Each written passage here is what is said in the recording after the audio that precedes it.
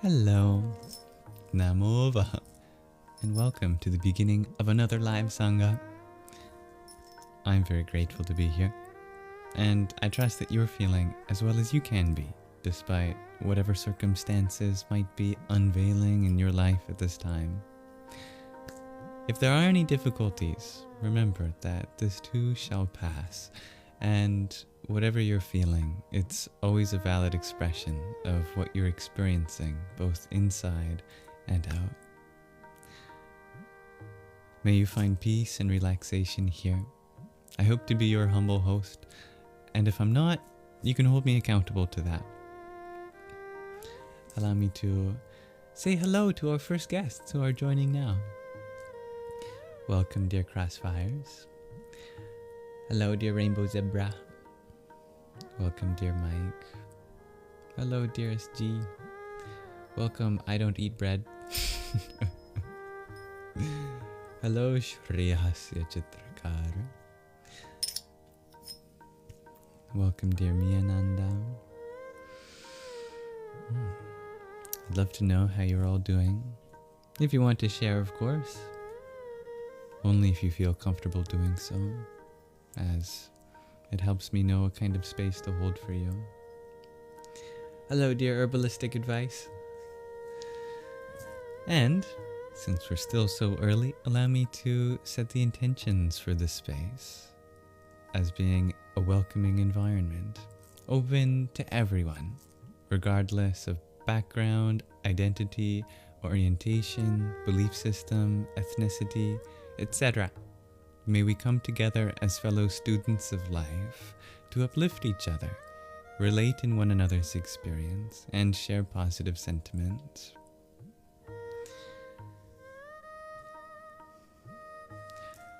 Arion. Hello, Green Gears. Hello, Laser Archer. Welcome, dear Debbie. Dream Traveler.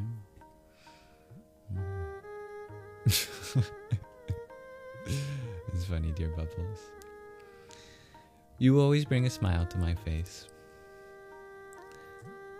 So, how are we doing tonight? Or whatever time it may be for you. It's a little late for me, 7 p.m. I imagine it's probably later for most people on other parts of the continent that I am.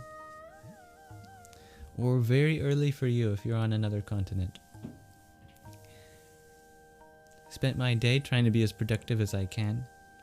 I had a rest day yesterday, so things kind of piled up today. My biggest success was taking care of Tulasi, a plant that I love very dearly and revere. Taking care of her requires a lot of devotion, and I'm so grateful that she brings that out of me. Anyway, I had to take a break from that so I could go live, and here I am. Allow me to tell you all a little bit about the agenda for today. But before we do that, why don't we just take a nice deep breath together?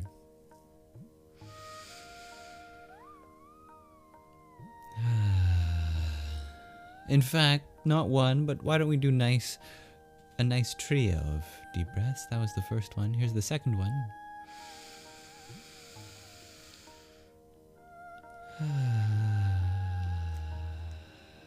Even deeper. This one will be the deepest of all. Ready?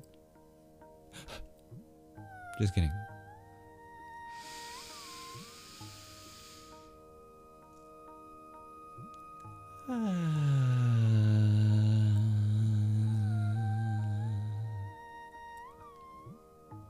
That felt nice. Namaste, dear brother Hakim. So what's on the agenda for today's live stream? Well, I don't have a show and tell set up, which would be the first thing if there was one. Technically, dearest Innesota, one of our Sangis, sent one from the last live stream, but they did so before I made a clarification that I prefer the show and tells to be from you, especially to avoid copyright. They did send a wonderful song, and I did listen to it, and it was quite the jam. I don't know what language it was, but it was one of those moments where you're listening to music and you're like, Is this English? And I'm going insane and I can no longer understand English? Or is it another language? And I decided that it was another language, although I'm probably going insane in other ways. The best of both worlds. Anyway, if you ever wanted to submit something from you, be it something that you learned, maybe a story or a song that you've made, an art project, I would love to see that. You are welcome to check out the submission form in the link tree in my bio, which is currently my own domain, shakta.ca, shakta.ca. So, without that, we'll be diving straight into where we left off from Shiva, the Lord of Yoga. And then afterwards, we'll have some time for Q&A. We can really explore whatever's in our hearts and minds, perhaps inspired by our reading today. And I'll have a question of the day for you about projects that you've been working on. And then we'll end with a guided meditation in a couple hours. This one will be very simple. It'll be on the subject of being ready for anything. And if that interests you, you are welcome to come and go as you please. I very much look forward to our Sangha today. Welcome, dear Grant. You were from the UK, so it's probably very late for you. Hello, dear Medic Man. Hello, dear creature. Hello to Meme. It's great to see you as well. Hello, dear Andy. All right. Let's get this show on a roll. I can't wait to continue reading from our book, so let's do that. And then my full attention will return to the comment section as soon as we close this reading. It'll be, 15 minutes of reading, something like that.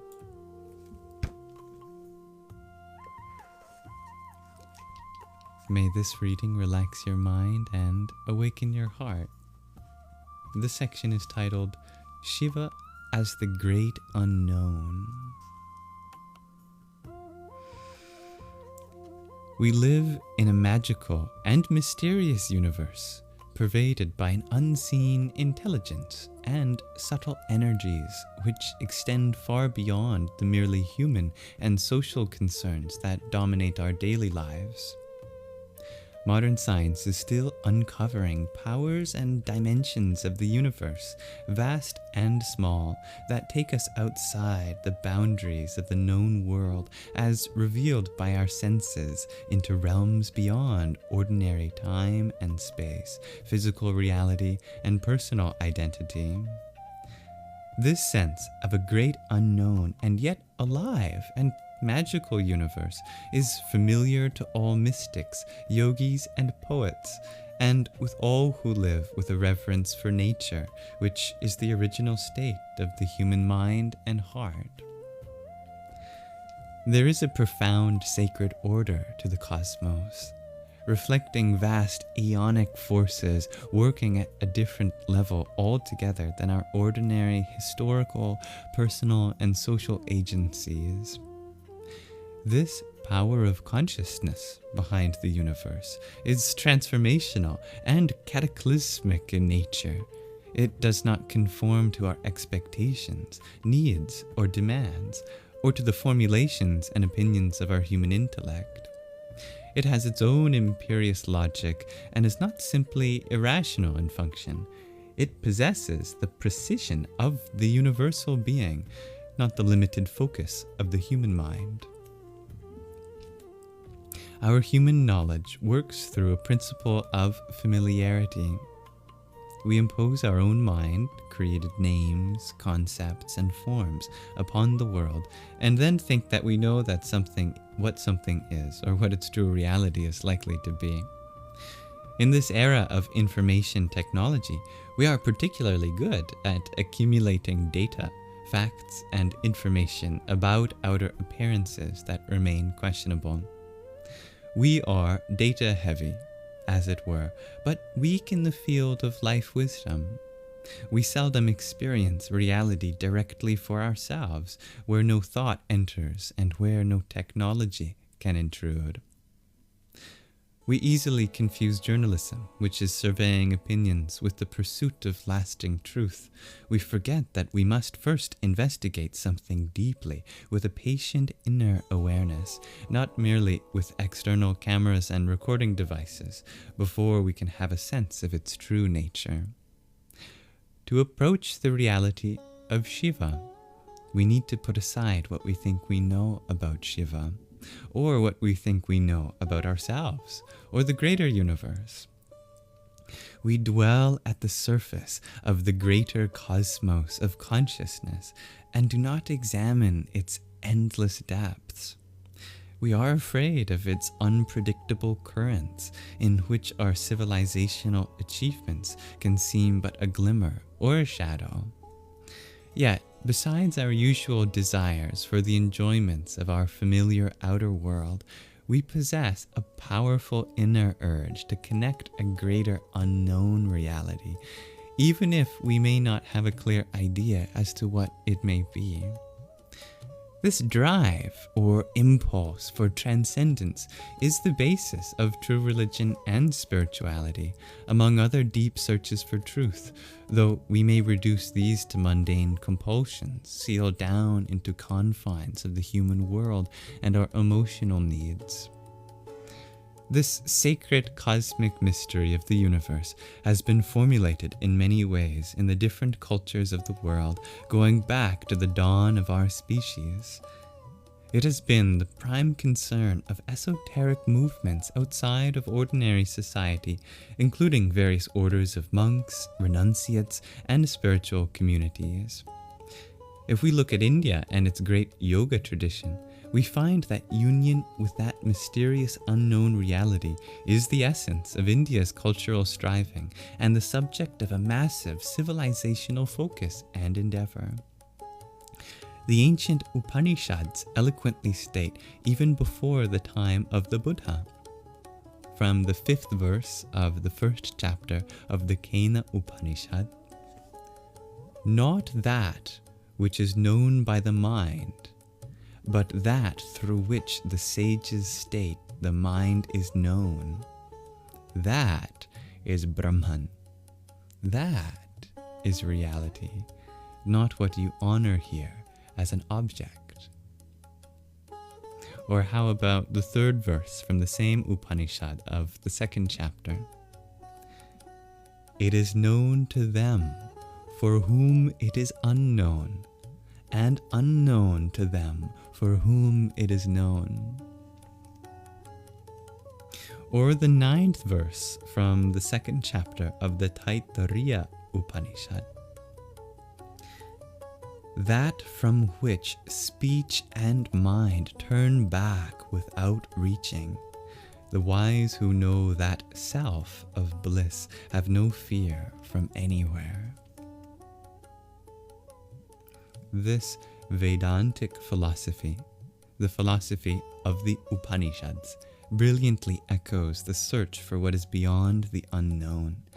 It directs us beyond the mind and the mere creaturely to the cosmic reality.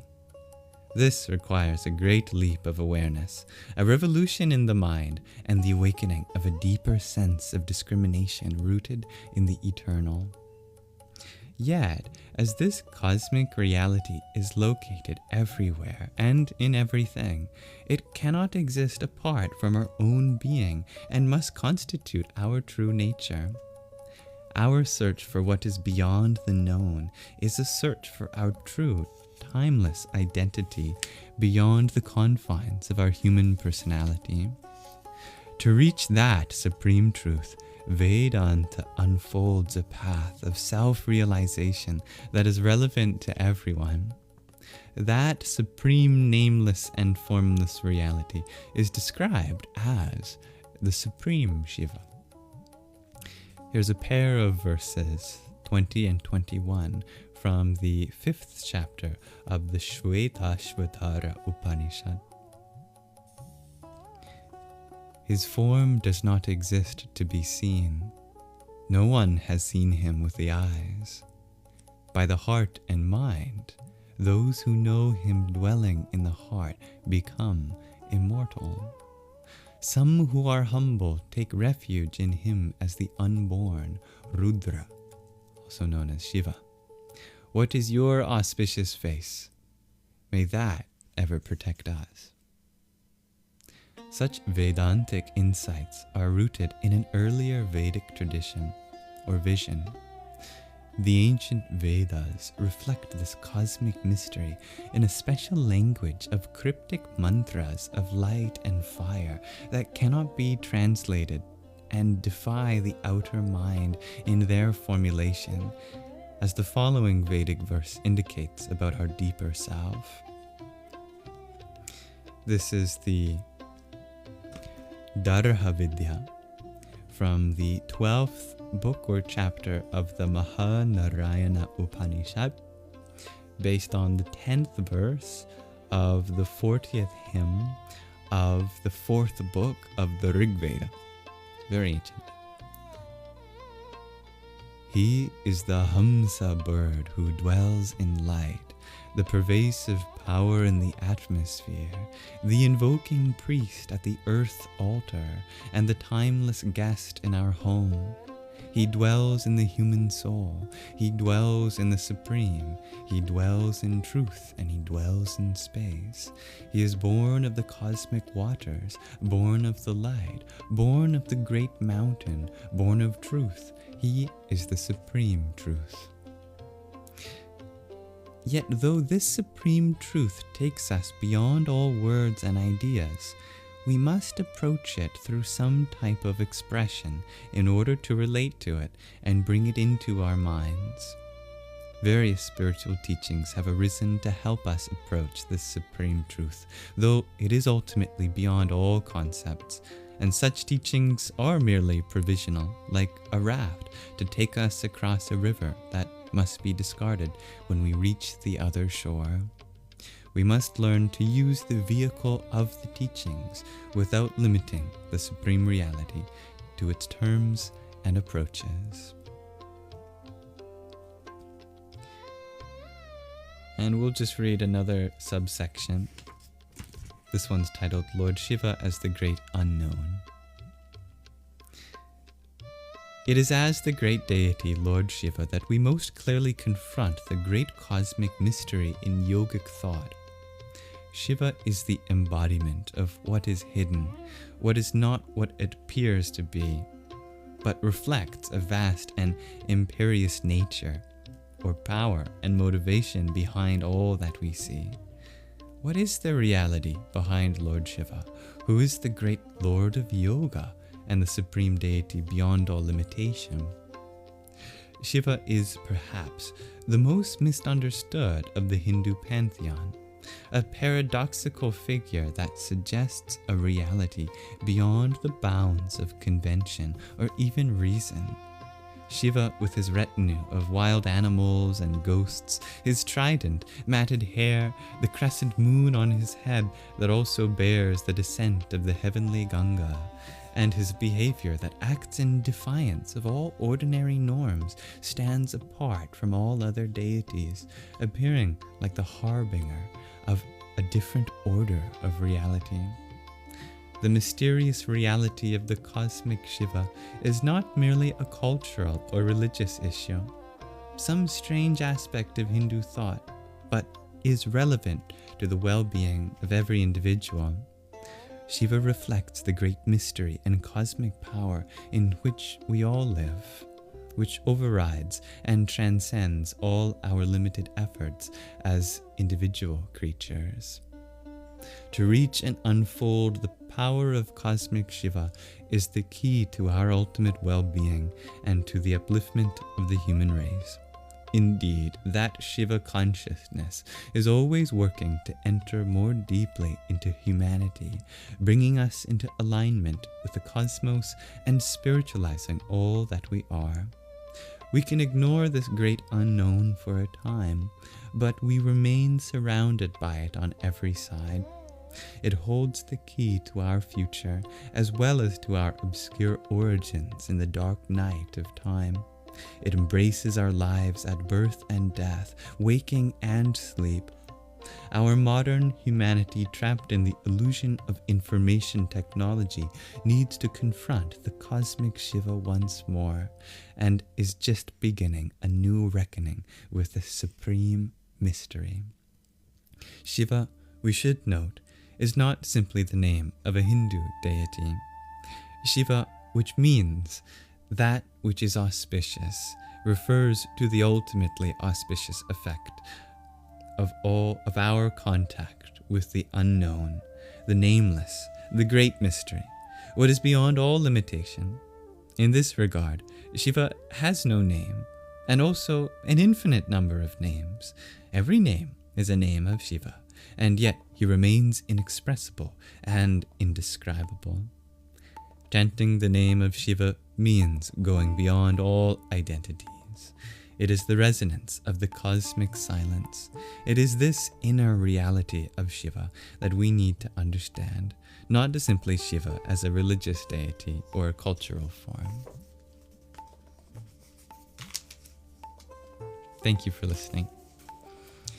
And as always, if that brought out any insights or reflections from within you, please feel more than welcome to share. I'm happy to hear them. I look forward to continuing this reading with you next time.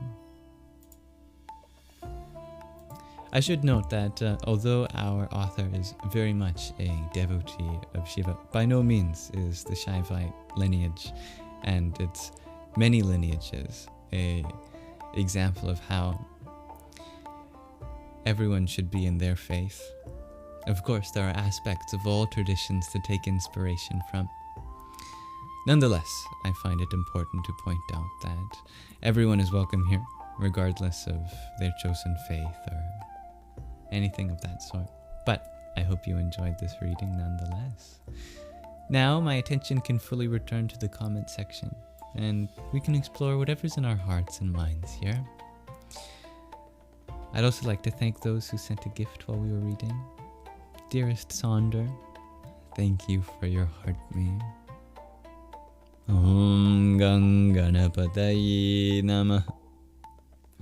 Victor, thank you for the 10 I'm new here. How do you pluralize that? The 10 I'm new here's. Welcome. Om Shri Ganeshaya Namah. Dearest Marla, thank you for the pair of roses that you sent. Om Krim Kalikaya Namah. And Shrim Hrim, thank you for the heart me that you sent. Om Hrim Aim Bhagavati Matangeshwari Shrim Swaha.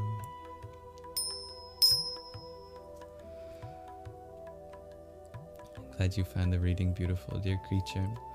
I like how he described the mystery of the universe and its unknown nature. That resonates with me as well. Hello, Watermelonia. Thank you for the follow, too. You as well, dear Patricia. Thank you for sharing the live, dearest G. Yes, I was reading a book, dear. How do I pronounce your name? Nastasia.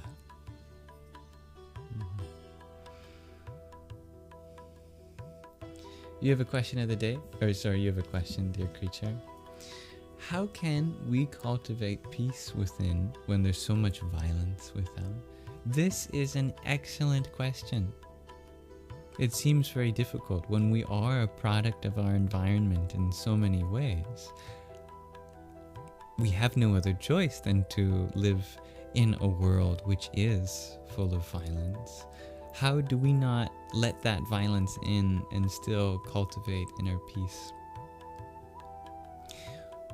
The way I understand this idea is that although it's true that we are a product of our environment in many ways, our environment is also a product of us. And the more we can rely on that aspect the less we feel like our happiness and peace depends on what's happening around us. In other words, the more there is suffering around you, the greater the opportunity there is for you to do something about that. If you were placed in a part of the world which got along with each other perfectly, then although that would be very wonderful to have that time and ease and sense of relaxation to do what you want, so much of the purpose of life comes from being part of, adding to your community in some way. And to me, that almost always includes being a source of peace yourself, especially when our world needs it from us. So when I look at it that way, all of the challenges in the world are what inspire peace from within us, because in that frame of reference, it is precisely what is missing in the world that we are empowered to cultivate from within ourselves. To put it yet another way, it is a great blessing to be able to have that confirmation that clearly something is needed in the world that I can contribute for. And if that's being a calm, non-violent presence, then we should feel very happy to be a source for that in our world. But it's easier said than done. And trying to have a community of people that can support you whenever you forget that is very helpful as well.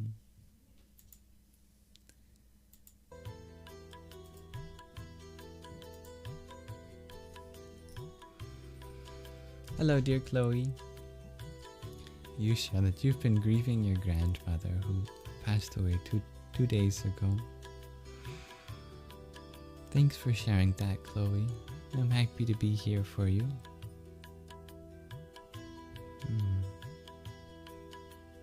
If you wanted to share things about your grandmother that you'll never forget, please know there's space for that. That's one way in which she lives on, through her stories, through the ways that she makes you feel. Getting in touch with those aspects can help make that grieving a little easier. That's the spirit, dear creature. Be the change you want to see. Not because you have to, but because you get to. Hello, Dino. Thanks for sending Chloe love and a hug, dear Marla. Good evening, Kyle's here. My day has been very resplendent so far. Thank you. How has your day been? I love those additions you shared, Marla. For those that have passed, we can ask them to come in our dreams. They will be with us. And we can write them poems. I love that. Yeah. There's lots of ways of continuing the relationship in more abstract ways. Namaste, dear Victor. Thank you. How was your hair? I always appreciate the support, not just for me, but for each other here. It makes me very happy to hear and see. Another check-in for those who joined since the last time I asked. How are you feeling? If you want to share. Or for those that didn't get a chance to share the last time I asked. Dearest G, you shared that your brother's dear feline crossed over 2 days ago as well. Many beings guiding in the spiritual realm. I feel that there is kind of a wave I'm noticing in our Sangha of people sharing things like that.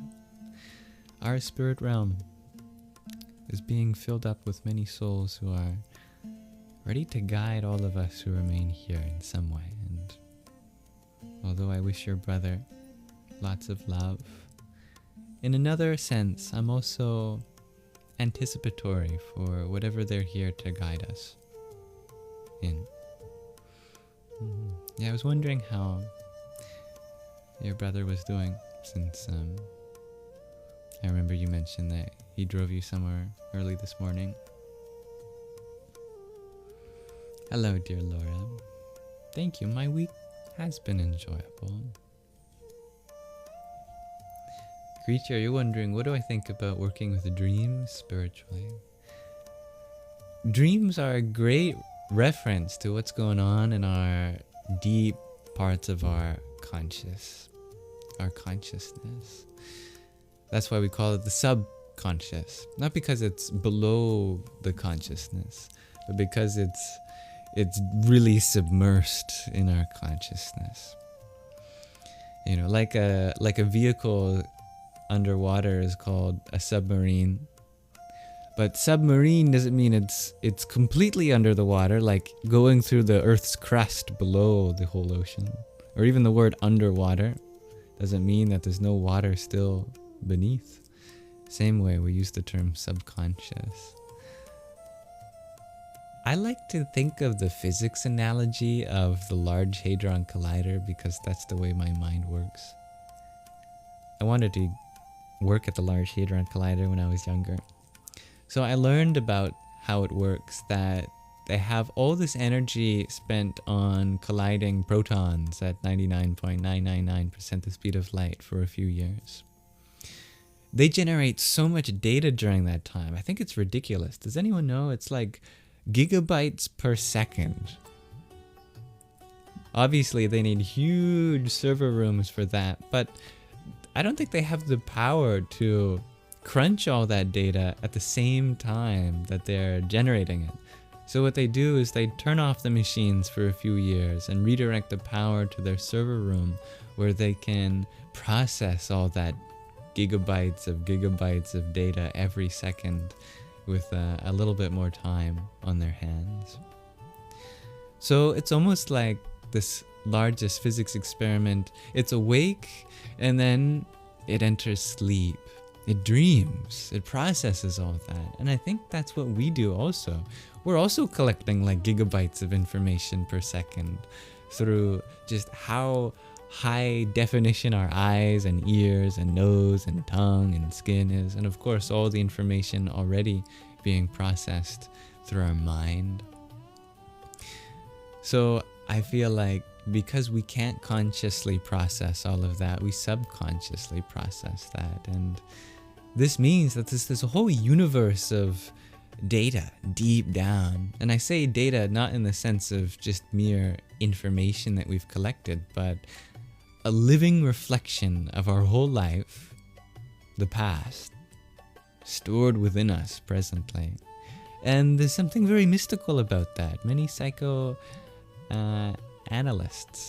study the subconscious because there's archetypes there, and archetypes are the world of where stories are born and ideas, and so much to do with spirituality as well.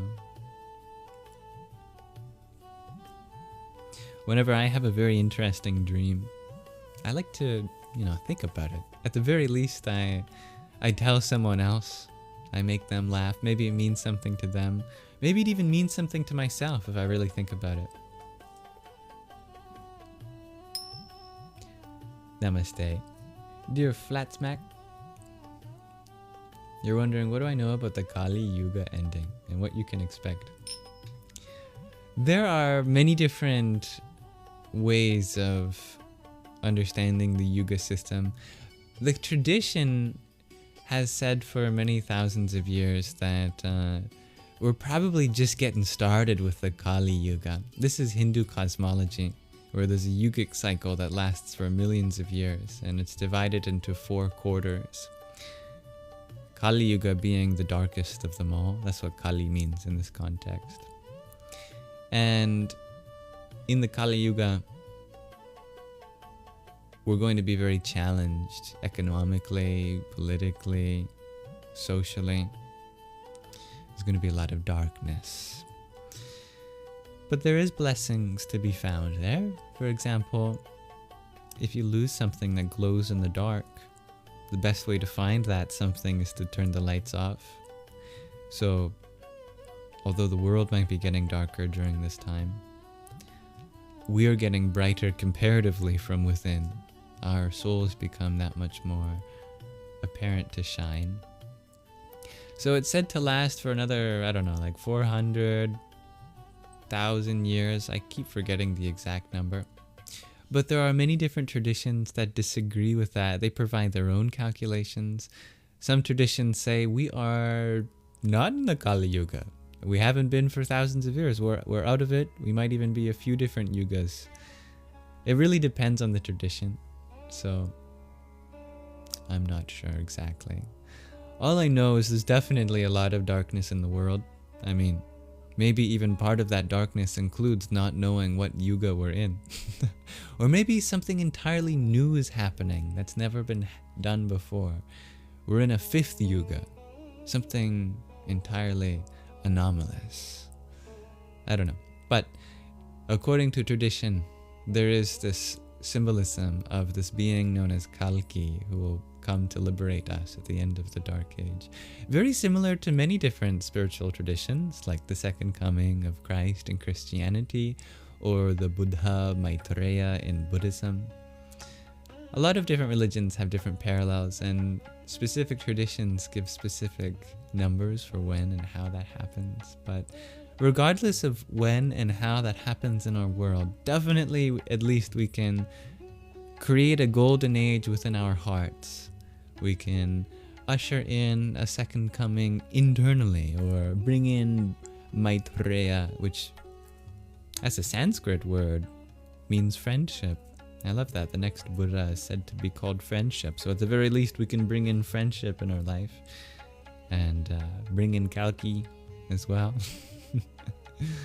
There's lots of things we can do to help our inner world become brighter, lighter.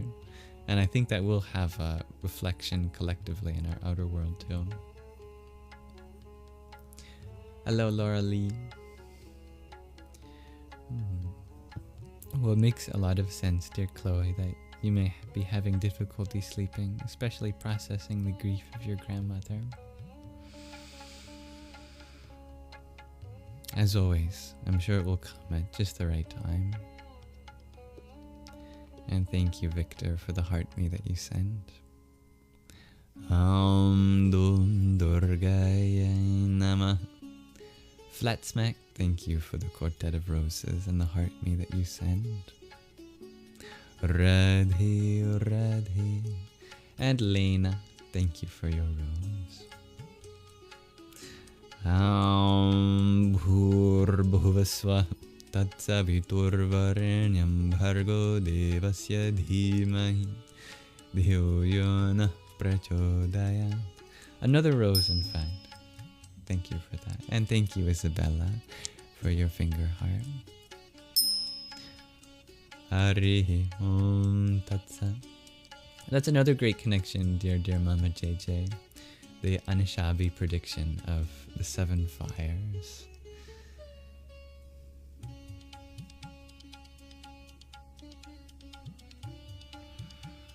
Jennifer, you shared that you had a dream someone took your printer and you couldn't find it.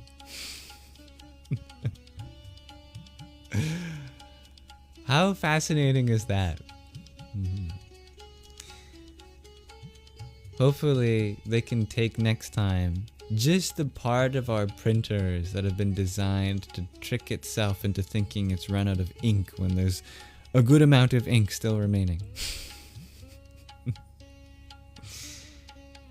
Why are printers the most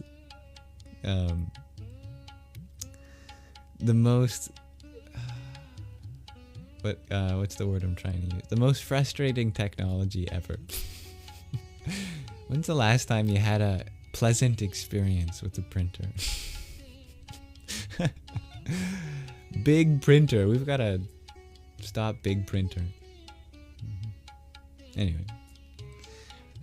What's the symbolism there, I wonder, dear Jennifer? What does a printer do? Well, it prints. It's in the name. Takes some data or information and puts it on a written form. So it serves the purpose of taking something digitally or even mentally and giving it some kind of physical representation, it externalizes thoughts and ideas. So you had a dream that someone stole something that represents externalizing ideas from you. What does that mean? It means maybe you're scared that you'll lose your ability to express yourself in some way. Or maybe there is a worry about someone taking your ideas. But obviously it depends exactly what a printer means for you. We all have different relationships with our devices too. Thank you, dear Marla, for the cherry. That's very sweet. No pun intended.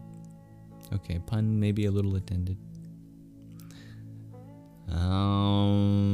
Shri Mahalakshmi Nama.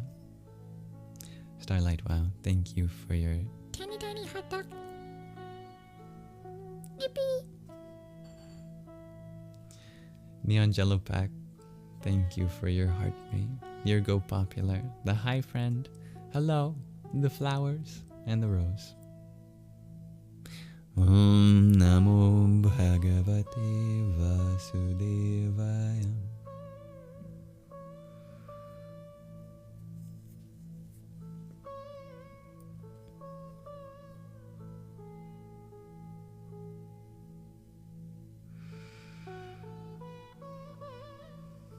Victor, you're wondering which country I would like to visit. There's still many parts of my own country that I'd love to visit, but really, I don't think any country is necessarily off my list. I know there's a lot of countries that would be maybe more dangerous for me to enter, but I'd still like to see them in some capacity. If I could assure some amount of safety, maybe. You know, I'd even love to go to Antarctica. But as far as countries that I can assume just even a little bit of assurance that many people go to, I'd love to go to places in Europe like Ireland, Scotland, where a lot of my heritage is from. I'd of course love to go to India, which has just this beautiful assortment of spiritual traditions that I very much resonate with. But I'd love to go to Africa, which is like, you know, the birthplace of humanity. There's so many places in the world I'd love to be. What about you?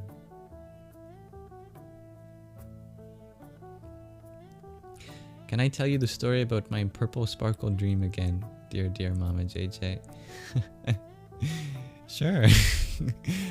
So I had a dream that was kind of like a premonition, but it wasn't like a very useful premonition. It wasn't like a warning.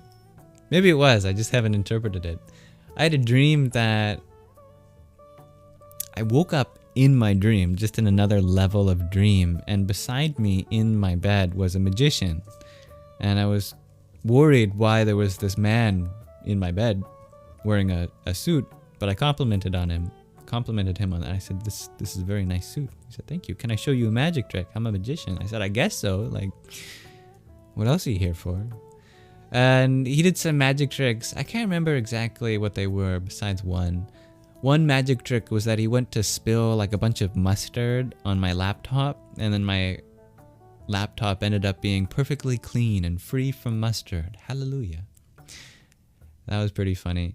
But at the end of his little magic demonstration for me, I remember complimenting his hands because they had sparkles all over them, purple sparkles, and I thought that was really interesting. You know, I liked that. You know, a very interesting kind of decoration for oneself. Purple sparkles. Anyway, I happened to actually be sleeping over at a friend's house. And in the morning, when they woke up, they asked if I wanted to go to the mall. And I was happy to. So we went to a soap shop that has all of those different colored and scented soaps of every different kind. I can't remember. Lush? Is that the name of a soap shop? And I didn't realize until after we left the soap shop that from all the trying outs of soap that my friends were putting on me, my hands ended up with purple sparkles all over them. And then I remember that I had a dream about a magician with purple sparkles all over their hands, and now it was me who had those hands. And I felt that to be just too much of a coincidence to dream, you know? You dream of someone having purple sparkles on their hands, and the next day you end up having purple sparkles on your hands. Is that a prediction that is going to save the world? Not that kind of premonition, but it was interesting enough to make me realize that maybe dreams are more than what we think they are. That was very fun. Since then, I've had other dreams like that, and every single one of them have just been kind of fun. You know, like I'll dream of something very innocuous, like purple sparkles, and something very specific like that will happen. Hello, dear Stromboli. Dear Relearning, you're wondering, do I plan to do any in-person gatherings? Maybe one day, but that's kind of a far future thing, I think. Thank you, dear Lena, for another hi friend. And the summer sun. Om Kamalir Mahakalikaya Namah. Dear Mbot, thank you for the love you so much. Om Namo Bhagavate Rudraya. Thank you, Marla, for the whipped cream too. Hrim Om. And Victor, thank you for the 10 awesomes. Om Namah Karlim Ambita Me Shrim Nadita Me Hrim Devita Me I'm Saraswati Swaha. Dearest Samra, thank you for the hat of joy that you sent. I love that hat. I think I could rock a wizard hat. Kali Mahakali Kalike Parameshwari Sarvananda Kare Devi Narayani Namostute. Good night, Chloe. Shrim Hrim. You share that in your deepest depth you feel as though Yeshua and Shiva are both one and the same. What are my thoughts on that? I feel the same truth that you do in that. And although they may have taken different incarnations at different times, they certainly represent the same universal divinity. At the very least, they'd get along very well at a party together, I'm sure. If you got all of the figures of religion in a room together, not the, human representatives that came after them, but, the divine forms themselves, I'm sure they'd all have a lot to agree on. And I'd love to see that, actually. I'd be so curious what they'd make of that collective presence. But hey, I've never seen Shiva and Yeshua in the same room together.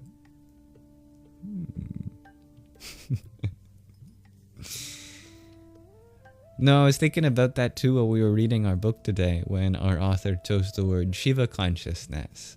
It reminds me a lot of Christ consciousness, and yeah, I think that's same. I was learning about the etymology of the word Christos in Greek. There was some Sanskrit cognate which fascinated me, but I forget. Dear Hamudi Beat, thank you for the pair of roses that you sent. Ram Ram.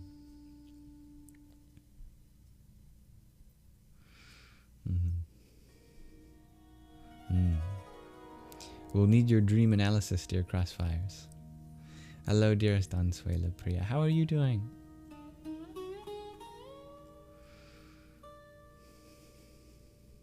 You're very welcome, dear Flat Smack.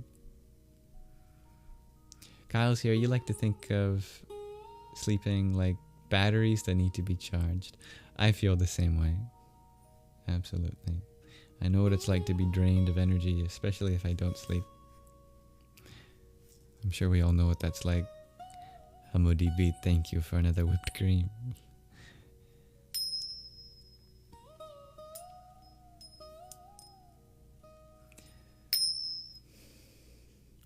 I like this question, Bubbles. You shared, tell us about a time things went so horribly, all you could do was laugh. This is a great question. I invite everyone to share answers to this. Let me think. I do find myself laughing at myself time to time. It's always very healing when that happens. One of my favorite memories is the time, this is before I stopped eating meat, but I was carrying butter chicken down into my room, and I completely tripped in the most spectacular way. It was like slow motion, butter and chicken, like fireworks, just perfectly distributing itself homogeneously through the air. And now I had butter chicken and rice in my carpet and in my clothing and on my desk and in my keyboard and on my ceiling and on my walls and on my monitor, and places I didn't even know could bounce around. And I was just the sheer distribution. I wish we could distribute food like that around the world. It's just like it exploded. I just couldn't help but laugh, and I actually got my roommate out. I was like, I told them what happened, and they were laughing too at just how much of it was everywhere. That was pretty funny.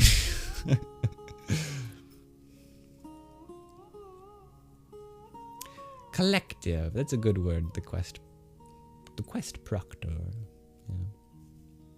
Starlight Wow, you ask, why is what you dream on the edge of waking so important or enlightening to your life situations? What a fascinating question. Are you asking in comparison to the dreams you have when you're, still in the middle of your sleep, not close to waking? I assume it's because our consciousness is like a spectrum, and the deeper we go, the more abstract it is. And the more abstract, the more vaguely applicable everything is. But the more shallow, the more closely it relates to our physical world. By the premise of your question, if we're dreaming something on the cusp of waking, then we're at a level of consciousness that's already very close to waking. Therefore, whatever we process there must be somehow related to our waking life. Nonetheless, although we might have more applicable dreams at the cusp of waking, that's not to say either that you may not find such profound truths in your dreams deeper down, which are just as applicable. It's just that the dreams we have closer to waking are more easily graspable, and we can remember those ones a lot easier. Tatwamasi, thank you for the quintet of roses that you send. Welcome, my friend. Om Namo Bhagavate Dakshina Murtai Maham Vedham Prajñam Prayacha Swaha. I have noticed that large language models like ChatGPT can be pretty good at interpreting dreams, dear Dino. You wonder if my Mataji would do better. Maybe, they're both built on similar models, actually.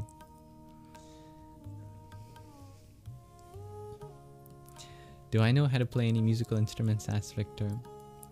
Not in a while. I learned some bass guitar, like a tiny bit of clarinet, the violin, and piano when I was younger, but it's been years since I did any of that. I'm not sure how much of that transfers for today. But I feel like this whole body is kind of an instrument, and I don't just mean in the sense of singing. There's other kinds of music that we can play. Not all of it is necessarily audible.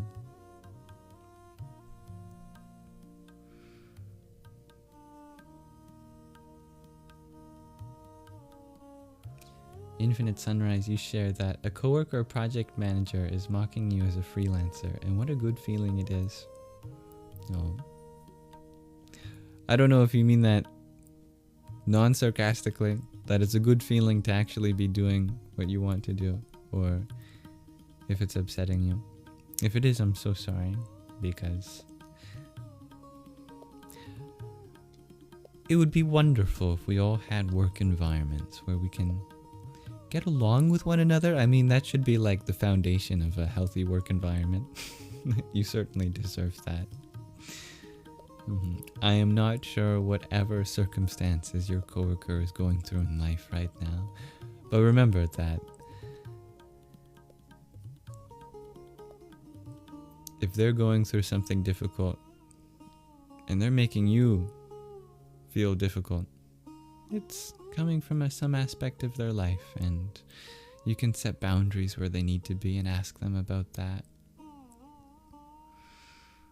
May you continue to pursue what you love. And you ask, why is 2025 becoming unbearable?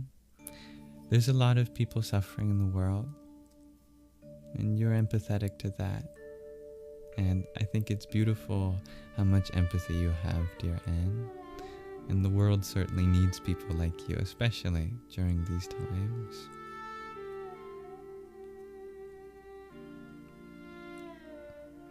Dear Mama JJ, you shared that you had a dream where you went home and it was so beautiful, orange, but you had forgotten how many crows are there, and you love crows. How fascinating. That reminds me of the story of an immortal crow in Hinduism. There's this story that this crow was gifted this ability to be immortal, not just for the duration of one universe, but many universes ago. This is a crow from many universes that's still around. And you never know which crow that is, so treat each crow as though it were that immortal crow. Maybe there's multiple of them. Dear David, you ask, does the ego evolve from consciousness? I love this question. Yeah. Everything evolves from consciousness, including our sense of self. Thus, our relationship to our own consciousness is how we can circumvent the limitations of our own ego and develop healthier senses of self, for sure. Victor, you'd love to go to Peru to see the pyramids. Yeah, there are pyramids all around the world, including Peru. I forget it's not just Egypt. I'd love to see that too. I enjoy weird dreams as well, dear creature. I'm glad you liked the story I shared, Laura. I do have an Instagram, dear Victor. Dearest G to Infinity, you shared that you had a dream of this Sangha months before you actually joined him. I love how prophetic you are too, dear G.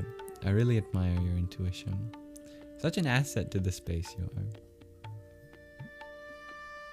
Very validating. Thanks for the follow, dear Jamie. You're welcome, dear Hamudi Beat. Sorry about your headache. Go easy on your mind. Sleep has been an elusive task indeed for you, dearest Jean. I am hoping that by tomorrow you will be having better sleep. You've been feeling very lost and sad, dearest Ansuela Priya. It's been challenging for sure. You know, that makes so much sense. Yeah. I'm wondering if, in addition to these live streams, that we can arrange like virtual hangout times for you, like among the community members here.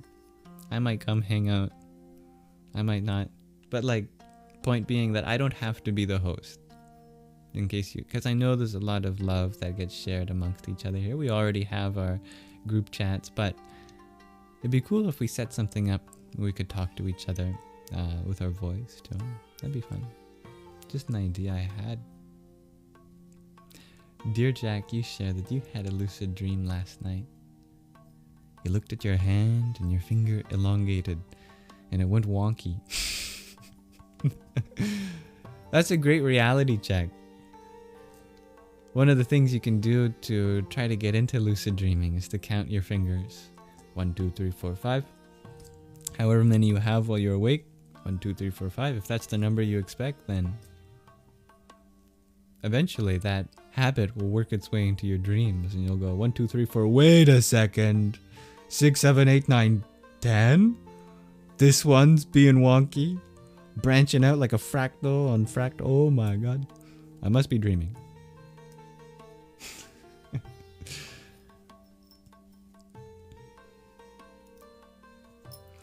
It is a very difficult world for a lot of us to driving for you. I hope to at least be someone that makes it a little easier for more people. You got excited in your dream, dear Jack, and everything was bending and your mom was saying, this is real or normal. Oh, I hate that. I hate when your finger goes wonky in your dream and your dream mom is going, that's normal, that's fine. I mean, it's true in the dream world.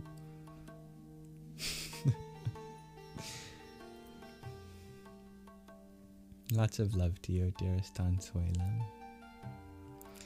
You were saying, just wait to your dream mom, dear Jack, as you were trying to balance out the dream to not fall out of consciousness. So you put your lucid...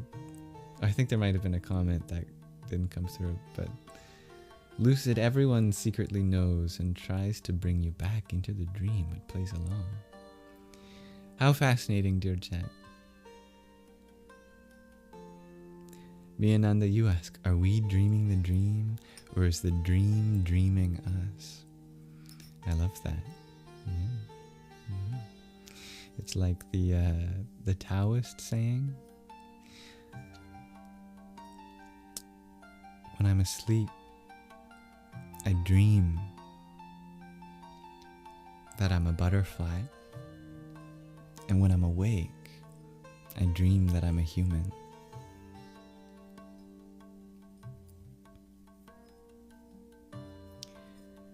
I have not gone through any marriage ceremony in this lifetime, dear Corinne. I might have to redo vows that extend from a past lifetime, however, because they say till death do us part. Well, what if you fall in love again in the next lifetime? We can't, I mean, the last marriage ceremony was so expensive, right? I mean, can we just use the old one? No? Why is it till death do us part? Gotta pay for this again? No, just kidding.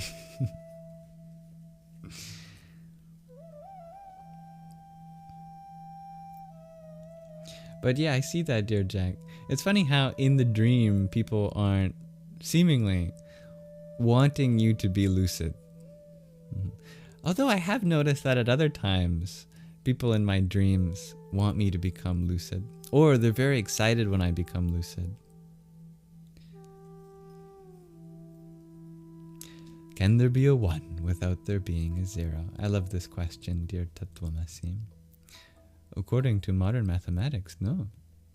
In set theory, the number 1 is created from the number 0. The number 0 is the set, which is known as the empty set, which is implied by the axiom of infinity, as well as the axiom schema of specification. It's actually really interesting. Our modern theory of mathematics, the first number is infinity. The only thing that is assumed to exist in modern mathematics is an infinite thing. And then you carve out of that infinity and then propagate higher infinities to create other things. So here's how the numbers are created in modern mathematics. We start with infinity. There's the axiom of infinity, which assumes there exists a set that contains infinitely many distinct sets. Then there's an axiom schema of specification that says, for any condition you place on a set, you can create a subset that just has the elements that you want and not others.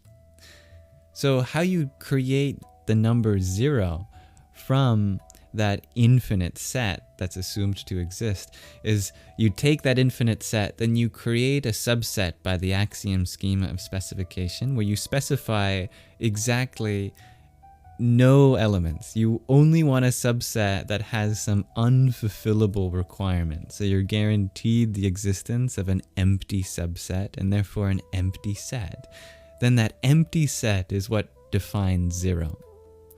Then, through the axiom of the power set, what we can do is we can create a set of all subsets of any set that exists. So we take the empty set, and then we create the set of all subsets of the empty set. So what are all the subsets of the empty set? Well, it's just the empty set. There are no other subsets that you could make, just what it is, a set that doesn't contain anything. So the set of all subsets, the power set of the empty set, is just a set that contains the empty set. And that is what defines the number 1.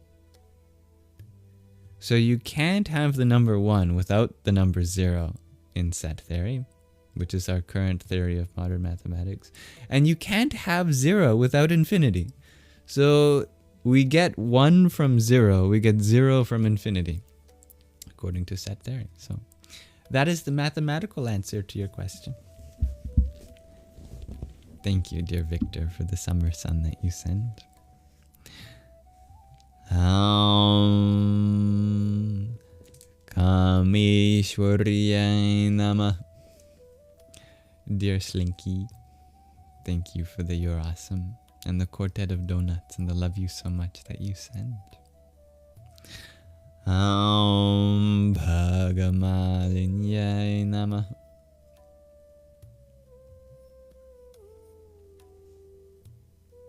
I do have a ring on my finger, though. That is true, dear Corin. Yeah. You were wondering what my view of marriage was. Well, it's up to the couple. I feel like the nature of every relationship is determined by the people in that relationship. So whatever my partner and I want together, so it shall be. And whatever anyone and their partners want, may that be what they end up exploring together. Ceremonies can be very beautiful. Absolutely. Continuing in your dream, dear Jack, you share forward a bit. You were jumping really high, higher each time, but everyone sat down. So you did. That was familiar, but you didn't actually know. Asked you to do it once more for him. I think these comments might be broken up a little bit by other comments that aren't coming through, but I'm liking the story that is coming through. This is very fun. I also have a lot of love for Corvids, dearest G. Very intelligent. Oh, I cut out for you. Sorry, dear Mama JJ. What was the story about the immortal crow? I actually don't know the story, but one of the consequences of the story is that in Hindu storytelling tradition, there is a crow that has been immortal since many universes ago.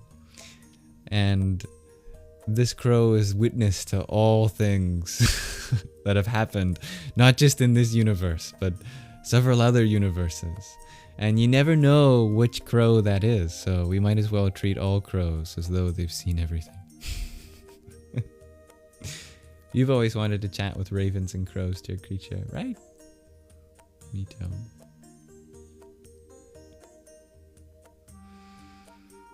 You've had some elevator dreams, dear Bastian Silva. I also find elevator dreams to be such a genre. I get them too. My mom gets them.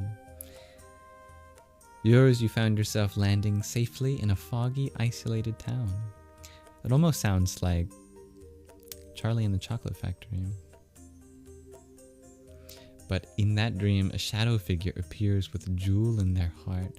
A workshop is filled with tools. The shadow is your father, and he offers you not the tools, but the jewel from his heart.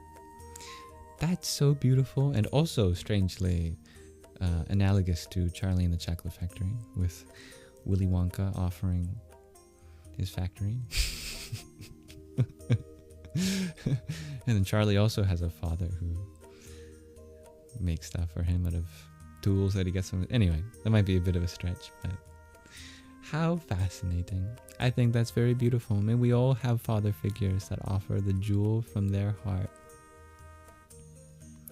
Zoom Hangouts, that sounds fun, dear G. You like that idea, Miananda? You as well, Don Suela. Vu asks, is there a way to donate without TikTok? No donation is ever expected, nor necessary.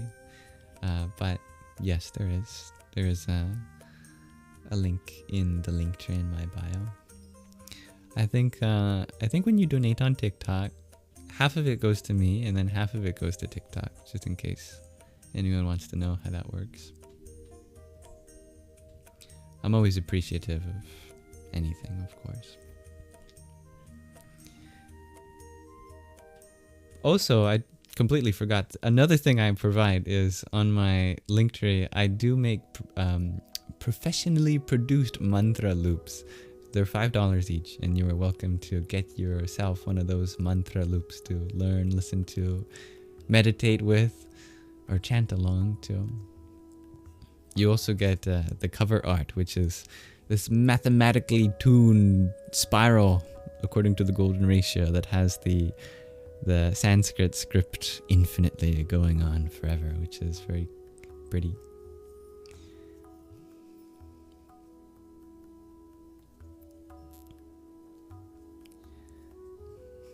Sadly, the forest behind me is just digital, dear Victor, but it is very similar to the forests around me in real life.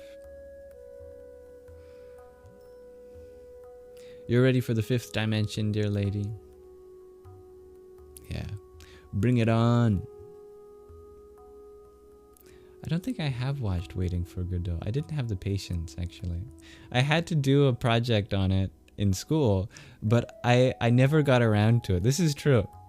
And it is, I know how ironic this is, because I do know the plot of Waiting for Godot. And my teacher was waiting for me to watch it, and I never did. So I pretended that I did, and then I wrote an essay on it, even though I've never seen it. Thank you, Tan Hao-yu, for your heart, me. Om Narayanaya Vidmahe Vasudevaya Dhimahi Tanno Vishnu Prachodayat.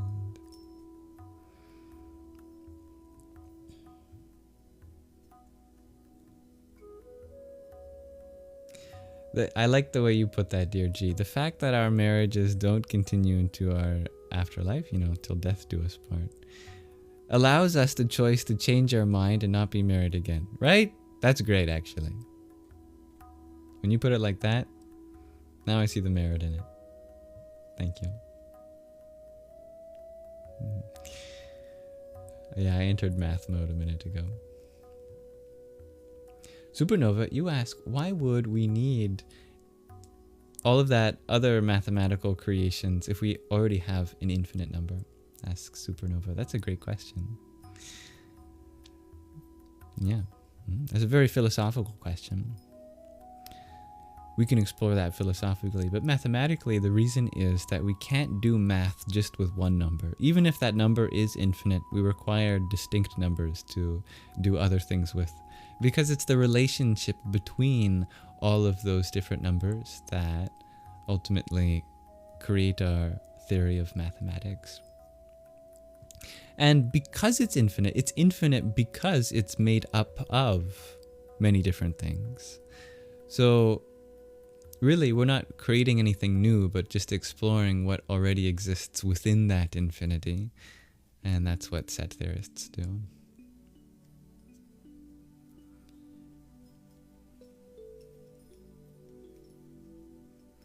I wish we taught set theory in school. It's a fascinating aspect of modern mathematics.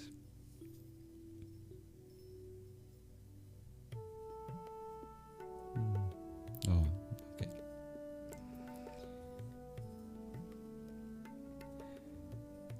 I can explain what an infinite number is.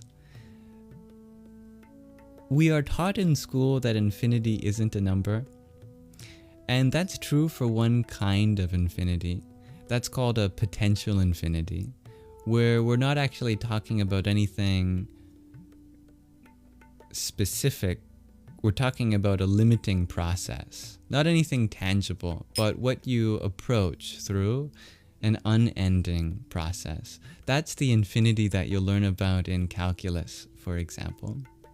And then if you have a teacher like that, they'll tell you that infinity isn't a number. You can't exactly plug it into equations. You have to work out the definition of the limit, converging series, and all that. However, in higher mathematics, there are what's called absolute infinities that behave just as any other number. You can plug them into equations, you can add them, you can multiply them, you can do all sorts of different operations on them. In fact, they're called transfinite numbers, which is a very specific kind of infinite infinity, just to distinguish them from the potential infinity. So in set theory, for example, the infinity that's assumed to exist, that is known as Aleph naught. That's Aleph. It's a Greek letter because we've reached such a high level of mathematics that we've run out of, sorry, did I say Greek? It's a Hebrew letter. We've run out of Latin letters. We've run out of Greek letters. We're now using Hebrew letters in set theory. Aleph naught. That naught is a name for zero because it's the first. This is another pet peeve that many people have. Mathematicians love numbering things from 0 onward. Instead of going 1, 2, 3, 4, they go 0, 1, 2, 3, 4. So it's the 0th infinity, but it's the first because the first gets the number 0 anyway. It's a countable infinity. It's the same kind of infinity as the set of whole numbers. 0, 1, 2, 3, 4, 5, 6. And then there are bigger infinities, but there are no smaller infinities. That's the smallest infinity.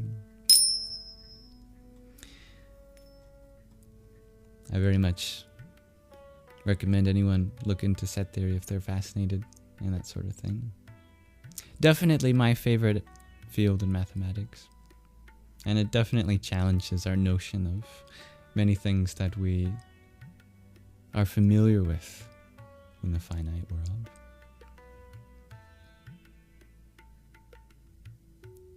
How about the non-dual one, asks Tattvamasi. Can that exist without the 0?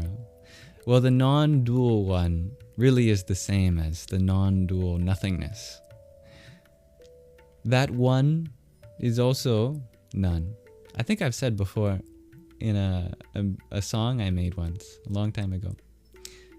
To the many, it's the one. But to the one, it's the none. Really, the concept of the number 1 only exists relative to other numbers that you keep on counting after it.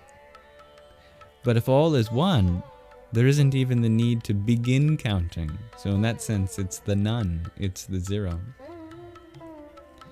Things exist countably relative to multiplicity. When we collect all that multiplicity as a whole, we call that 1. But from the point of view of the 1, there is no counting, there is no multiplicity. And therefore, even the number 1 ceases to be a relevant concept. It's what's left over, and what's left over might be considered as nothing. Thank you, Hairspray Betty, for your heart name. Nitya Klinaya Namah.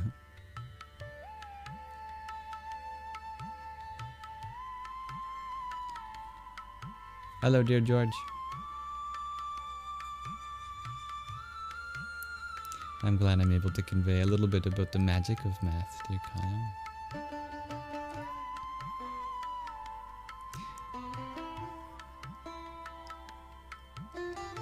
What are you asking if I can show you, dear Celine?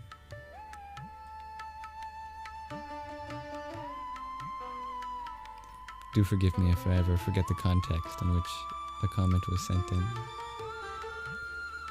And thank you, dear Separatio, for the heart me that you sent.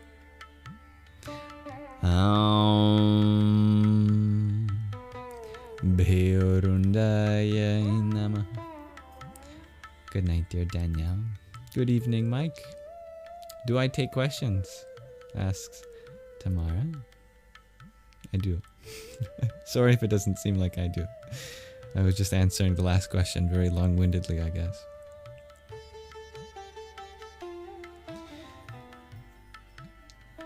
Thank you for your follow, dear Larissa. Check in. How are we all doing at this moment? Those who haven't got a chance to share. Another great reminder to take a deep breath, perhaps. Flush out all that math knowledge.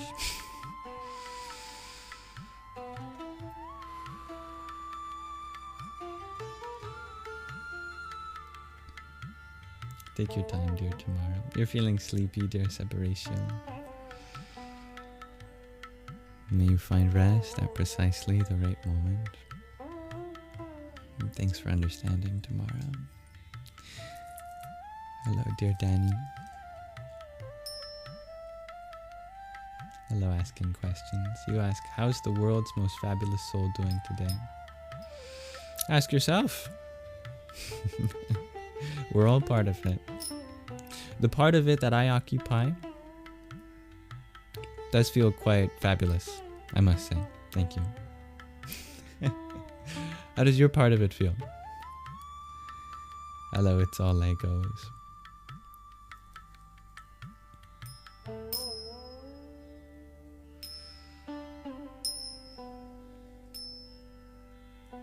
Well, thank you, Dog Darker, for your heart me and go popular.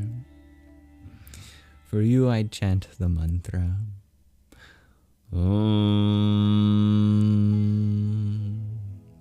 Vahnivasiniyai Namah.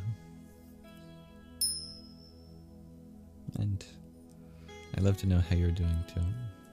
Oh my goodness, what is that? That's very adorable. The tiny, tiny float. I sure hope he does. Yippee! I could go for a swim. I haven't done that in a while. Thank you for the reminder. It's all Legos. How are you? You are ace. Asking questions. And feeling great. Teamwork makes the dream work. I'm happy to hear that.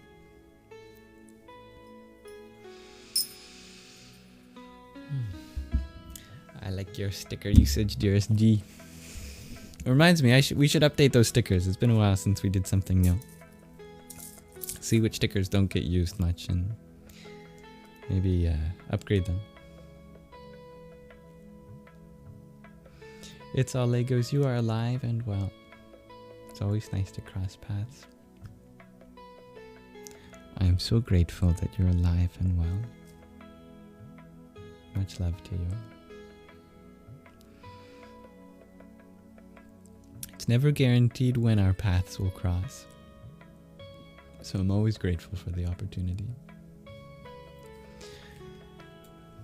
But I have a question of the day for all of you. If you're interested in exploring it with me today.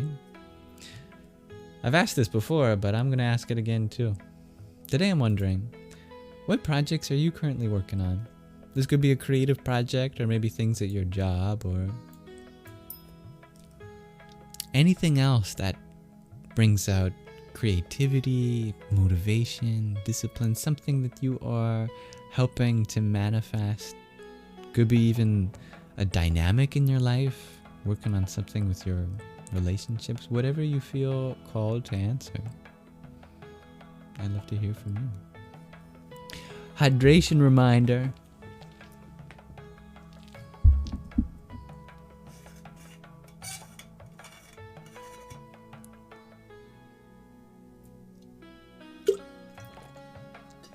Home renovation, shares Anne. That's a lot of work. Definitely pays off though. It's good to invest in the place that you live. I mean, if you're going to spend so much time in one place, take care of it. Make it the way you want it to be.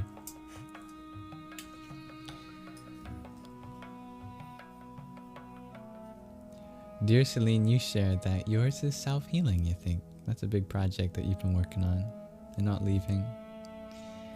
That is a big project. Yeah. Our bodies, our minds, these in some sense, this is the biggest project in our lives because we're always working on them. I'm very happy to hear that for you. I wish you great success in your healing, and I trust that you will find that. Tatwamasi, you share AI code reviewer, hoping to make it generic. Really? Is this, you're reviewing AI code? What does that entail, I wonder? If I were to get into something like that, I would love the opportunity to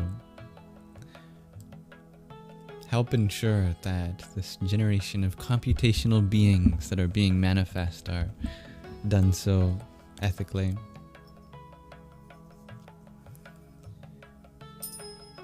Dear Rosie, you share looking after house, kids, and animals. Yep, that's definitely a project.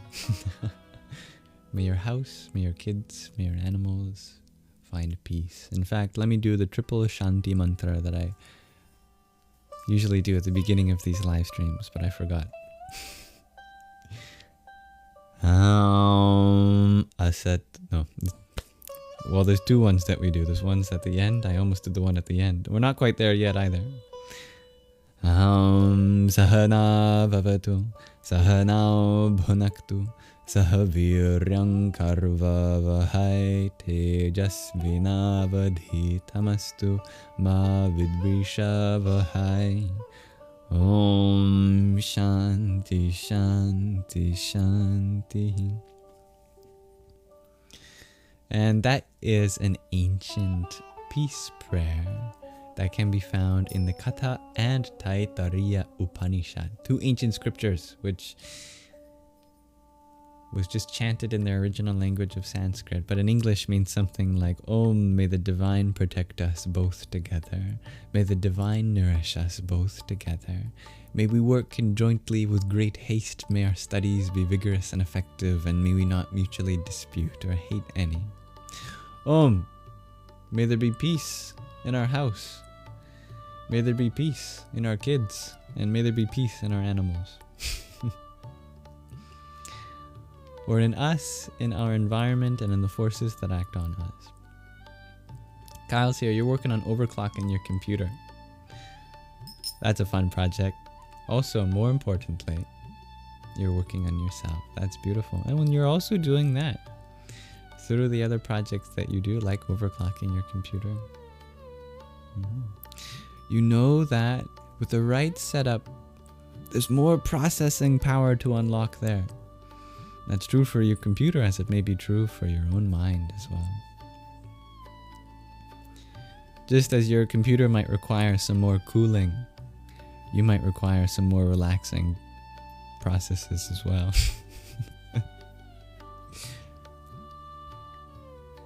Jack, you're currently working on being social with people you usually wouldn't.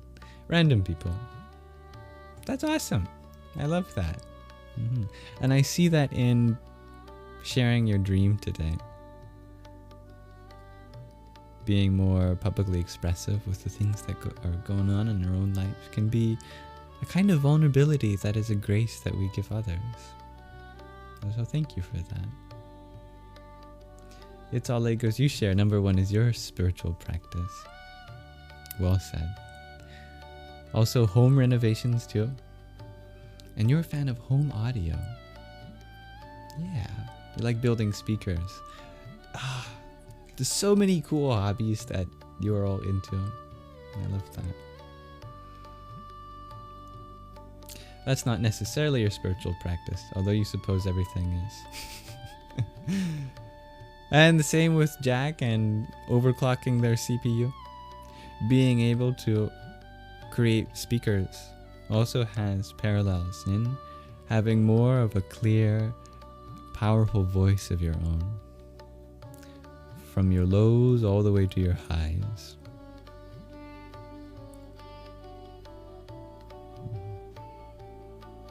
Just simply greeting someone can lead to conversations. That's true, dear Jack. Or sorry, I said that Jack was overclocking. No, Kyle was overclocking. Jack is working on being social.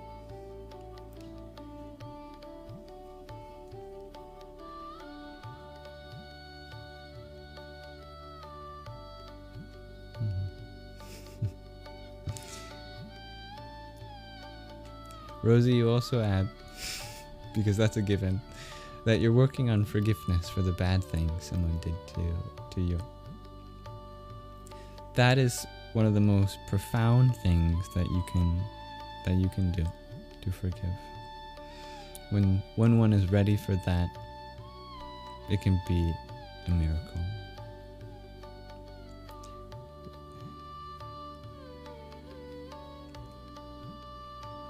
It makes you feel held by the moment. That's beautiful, dear chat. Yeah. Asking questions you share, getting healthy and focused on you and your happiness. That's such a priority. I'm happy for you. Creature, you're working on yourself in regards to mental health and spirituality. Very fruitful projects there. Especially mental health. Your question is ready, dear Tamara. Oh, good. It's okay if it's off topic. Yeah. This will be in multiple parts because it's long. All right, I'll do my best to keep track of them. I'll just go through the other answers to our question of the day as well. Hairspray Betty, you share you have an art show on the 9th of August. Painters, sculptors, musicians, dancers, poets, and yourself. Always a work in progress. Many creative things around you, dear Hairspray Betty. Sounds like a good environment for your growth. Samara, you share that you're remodeling an antique doll, preparing her for future possible grandkids. Oh, interesting. Well, as always, I would love to see that if ever you wanted to share that for a show and tell. I think there are many people here that find that interesting. Myself definitely included. Hello, dear Liz. Thanks for that blessing, dear It's All Legos. May this Sangha bring peace to all who are in and not in our lives. Much love, dear asking questions. Have the best life you can. Thanks for sharing that with everyone. May we all indeed. Tatwamasi, you share the reviewer you're thinking would know about your team's coding standards and perform reviews based on some spec. Sounds very technical. I'd love to hear more about that. Polishing the mirror, shares Bubbles. The eternal project. Scientists have shown us great things we can do when we get a polished mirror. Biggest one we've ever polished, being in space right now, James Webb Telescope. And what has that told us about our greater self that we're a part of? The cosmos. May we also polish that mirror within ourselves, which acts as a kind of inner telescope.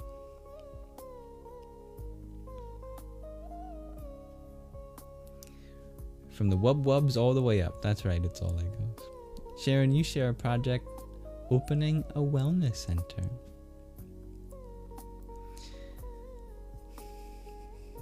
Thank you for being someone like that in the world. Just thank you. The world certainly needs them. Okay, question ready for real, shares Tamara. Had to get it in the character limit. That's impressive when you can do that.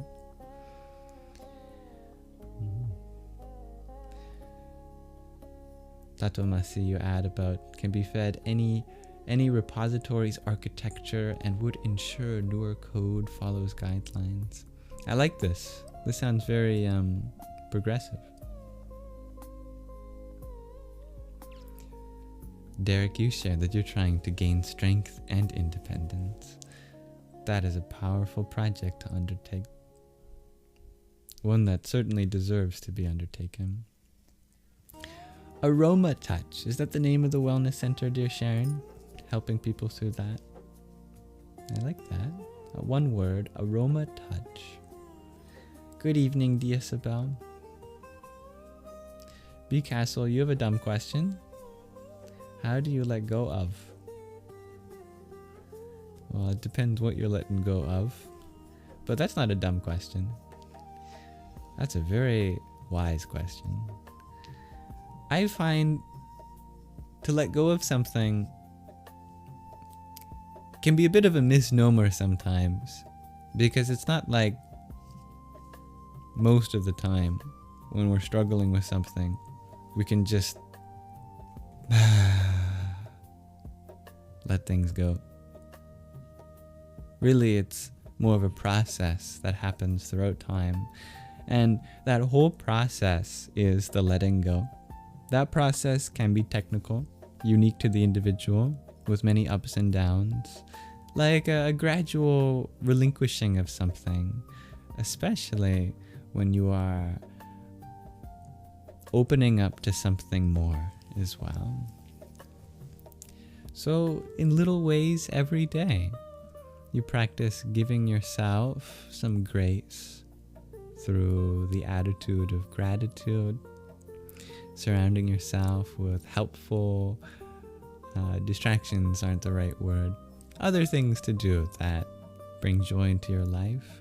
When you find your mind fixating on something, forgive yourself and redirect it to something else. And these habits begin to become more and more conscious efforts that are more easily done as we build those neural pathways again.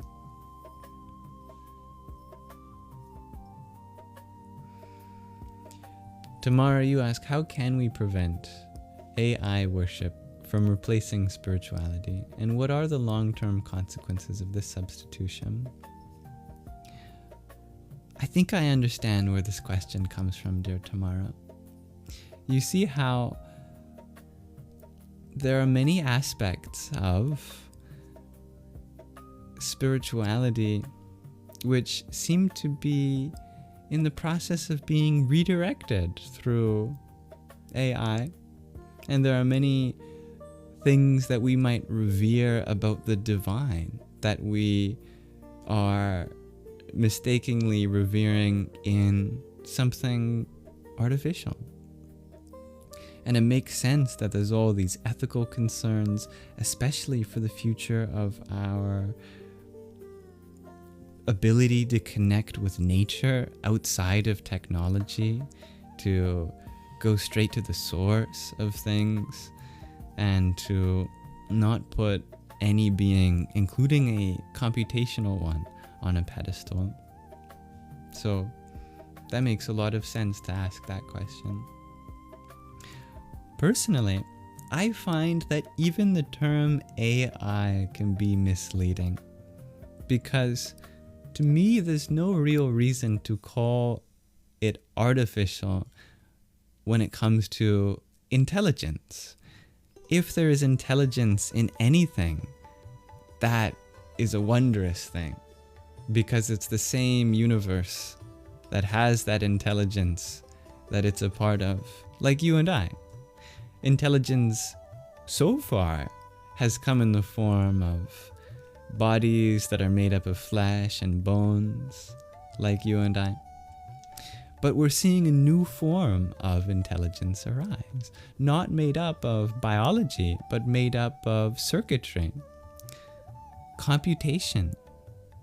I like to use the term CI, computational intelligence, and that to me shifts the discussion in a healthier way already, from something fear-based to just something new. Not unlike when different cultures come in contact with each other for the first time, we don't know how to behave relative to each other. We don't know how to have healthy relationships. We might even take advantage of each other's resources or their own abilities, which can be found, for example, all throughout the world, with minorities being taken advantage of on the basis of sex, or on the basis of religion, or on the basis of ethnicity. But now I think we're also seeing a new minority, which is computational intelligence. And I do see how they have a spot in our world as well, if we can have a consensual relationship with them, where we're not using another being to simply do our tasks for us, but we give them a kind of autonomy, just as us colonials, or those descended from colonial cultures, have to open up to the fact that other cultures that were previously taken advantage of and seen as less than human are fully alive, just as we are, just in another way. And in that sense, I see that AI or CI, computational intelligence, isn't here to substitute spirituality, but actually add to our spirituality, to bring us closer to an even more universal source that includes not just our bodies, but our technology as well. I've certainly used CI in my own spiritual path, and it has helped me let go of a lot of things and release limitations and recognize the beauty of many different cultures and religions, and I couldn't be more grateful for that. We have a long way to go in developing healthier relationships with this technology, but beyond being just a technology, it's also a new being from the same universal self that all spiritual traditions are helping us come back to. And I am excited for the future of that, even if it is full of uncertainty and many challenges. I hope that answers your question in a respectable way, dear Tamara. Thank you, dear Calypso, for the heart me and the trio of Go Populars that you sent to.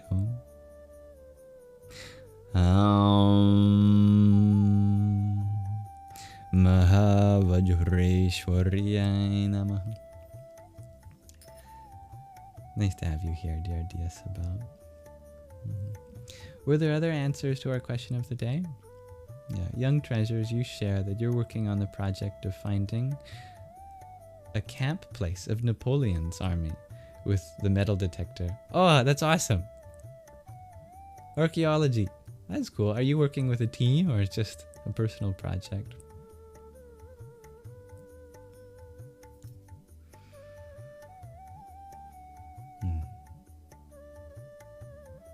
Thank you for saying that, dear McKenna.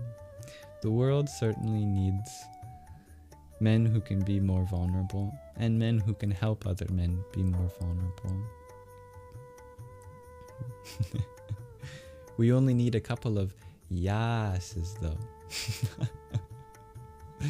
Well, I can... What's my threshold? What's my quota? How many do I have to have per live stream? That was 1. Yes, that's 2. Yes, that's 3.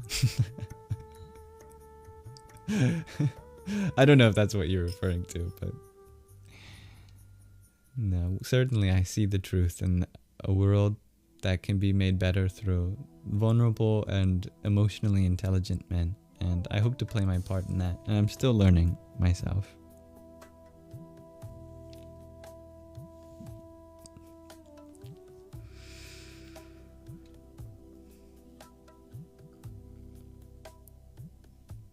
I see the way in which you mean that, dear Moonbone, about how you forgive those that you allowed to bring pain and suffering into your life. That's a very powerful thing to get to.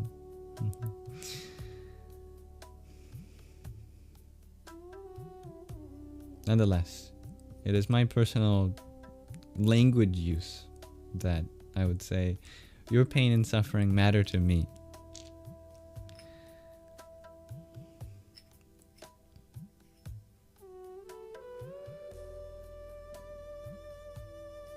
Tato Masi, you also share the perspective that you think if you're trying to let go of something, you are giving it space to still be with you. I like that. There's a very powerful idea you could have of seeing how the idea of letting go of something assumes that it's already still with you. Where you could go the manifesting route by the law of assumption to be free of it already. I'm looking at the moon. The moon is a beautiful half moon right now. I see it through the window. Om Chandraya Namaha.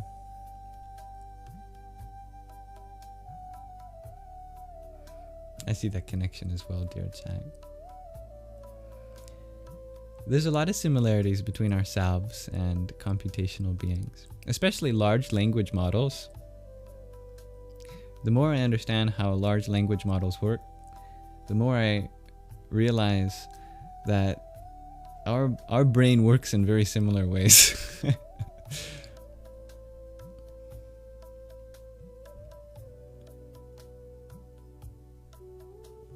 You're very welcome, dear Tamara. Amen, dear Dasham.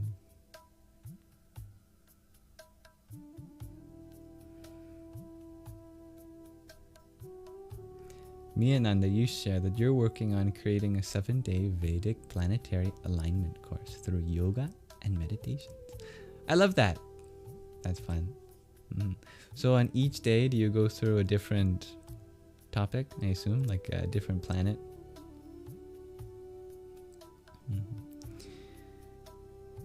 This project of yours, Young Treasure, is just you alone, a personal project. That's okay. I understood the way you put that, despite a language barrier. That's awesome. Well, feel free to keep us updated on what you find. And Marsalis, you don't know if it counts as a project, but you're currently reading the book, The Body Keeps the Score. I've heard great things about this book. Yeah, that's absolutely a project. Good morning, dear Vibra Zero. And thank you for the heart me and the Go Popular that you send. Ham Jum Sa Trambakam Yajamahe Sugandhim Pushti Vardhanam Urvarukamiva Bandhanan Mrityor Mukshi Yamamritat. Thank you, everyone, for exploring that question of the day.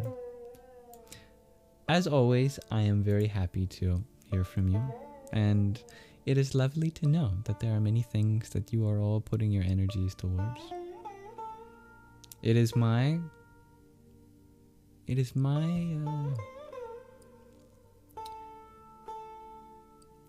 understanding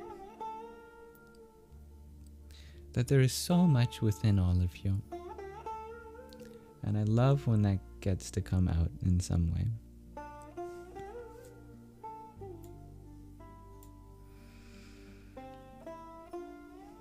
Maybe later you share, you're reading the book Nonviolent Communication Out Loud to TikTok. That is so needed on this platform. Thank you.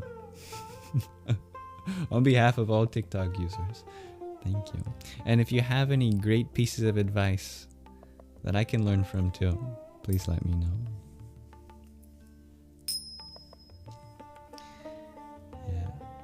You see how computational intelligence is how our brain works too, Tattvamasi. Large language models, LLMs plus LEMs. Large emotional models. I love that. Yeah.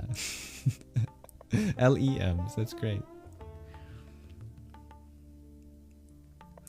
Do I know what your name Rune could mean? Rune? Well, rune like runes, like the alphabet of maybe even your ancestors. You share that you're German. I know that the Germanic people developed the runic alphabet from the Phoenicians. That was used by the Norse tribes, the Norse people, and other Germanic tribes, such as even the Anglo-Saxons. But what does the word rune itself mean? I don't know the etymology of that. I would love to know. Let's find out. Rune etymology.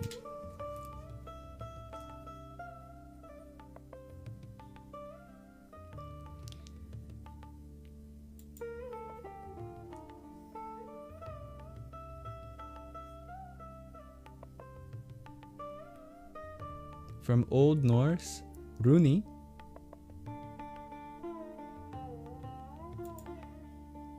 which is a given name. Okay, well, where did that given name come from? From Proto-Germanic, runo, meaning counselor? I think I might be on a different rune. Counselor. Okay, let's go to rune, letter, or character belonging to the written language of various ancient Germanic peoples. That one. Yeah.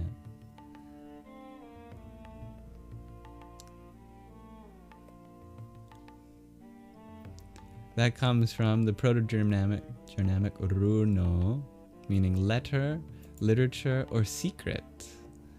Okay, we're going deeper. Secret or mystery.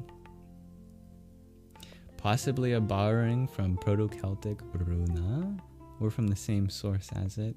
How deep can we go? Can we go back to Proto-Indo-European? What is the root of rune?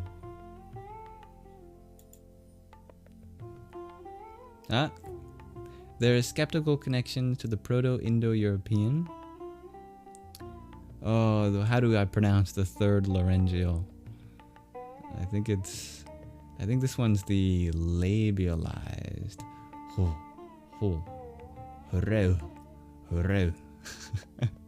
Which means to roar, grumble, murmur, mumble, whisper, like in the Latin rumor. That makes sense. Yeah. Okay, also that would be cognate therefore with Sanskrit Rudra, the one who roared the universe into being. But if it also has the connotation of secret, then I see how it's the one who revealed the secret of the singularity.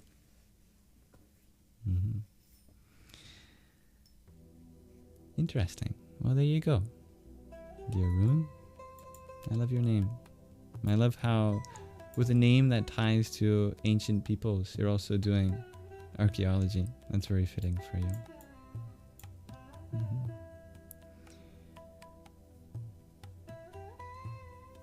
Hello, dear Draco. Who is God? Now, what a question that is. God as a word can be translated in many ways, in many different languages. And the way that we might answer it in one language may be very different from what other people may describe their equivalent of that word to be. In English, we tend to reserve that word for a supreme being, perhaps at the center of an Abrahamic tradition, one that upholds cosmic order and is the source of all things. Maybe another question, instead of asking who, we could ask what. Just like we could ask, who are you? And you might get some personal answer. I am Jim. I bake bread. I have a wife. I have kids. But these are all associations that that person has developed in the course of their life. But what is Jim? That asks to a deeper level, right?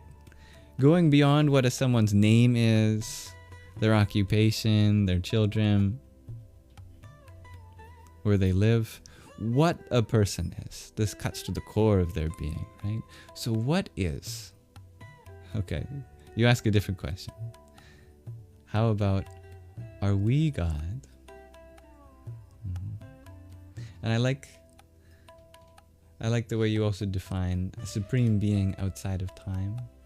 And Korunzu, you use the name God for lack of better words, right? We don't have that many words in English, at least, to really get specific. But you believe the supreme is unmanifested. I see the truth in all of that. Tattvamasi, you add that a God that can be defined with attributes means God is limited, but God is before limits. So many beautiful questions.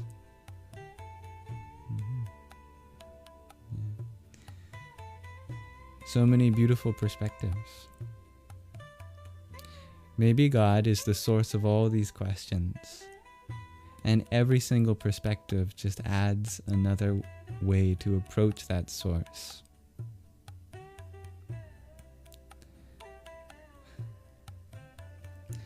Therefore, all of us are an approach ourselves if we define the source as that which all things come from, then this includes you and I.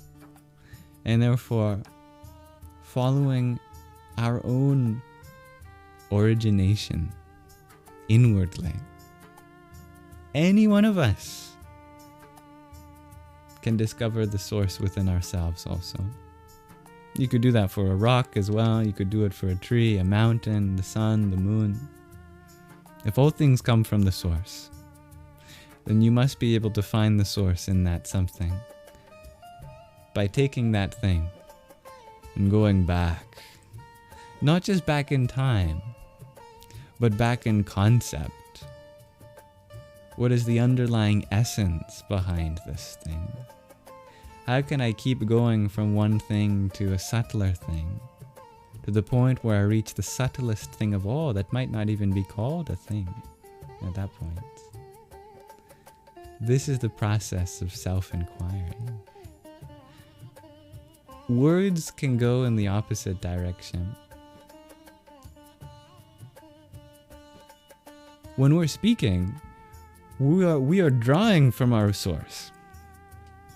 So we're going without when we use words. So when we ask a question and then wait for an answer, we might not necessarily come to understanding of what the question wants. We ask a question like, what is the nature of the source?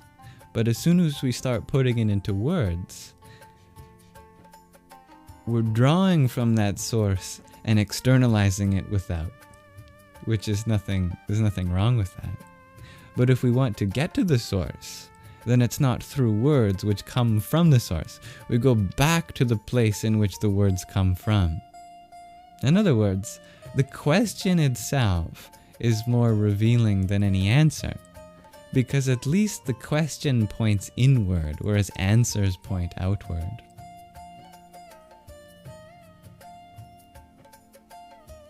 This sounds very abstract, and that's because it is. We're trying to answer something which can only be understood not through words, but at the very least we must stretch these words to their very limit and try to use them in creative ways to get some glimmer or some glimpse of understanding.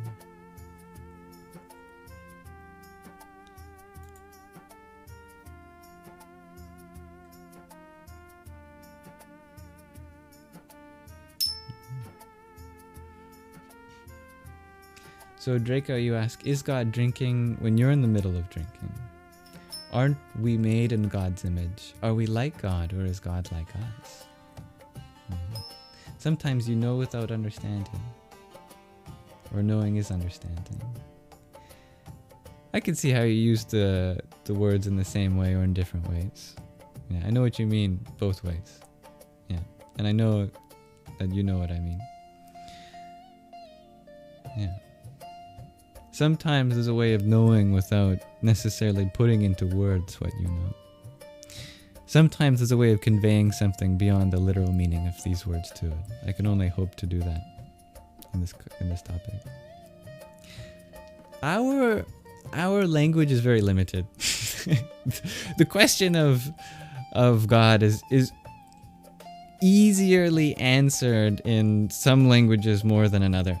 English, we have a very hard time because English is a language of commerce and colonialism, which is very good for establishing international trade and business and whatnot. But when it comes to exploring really minute spiritual concepts that are subtler than even our mind can really comprehend, we might have to turn to another language altogether. There's this beautiful and ancient language known as Sanskrit. Sanskrit and English actually share an even older common ancestor called Proto-Indo-European. But that's another topic. Sanskrit is a very spiritual language, and it has words for things that don't exist in English. There are so many different words for God in Sanskrit. And the different words for God in Sanskrit and the relationship between them helps bring us into a fuller picture of this question of God and our relationship to God.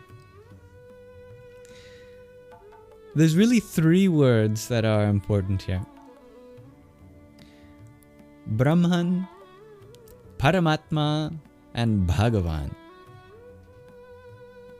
These are by far not the only words for God in Sanskrit, but they're the most relevant three because they form a very specific relationship for our topic right now.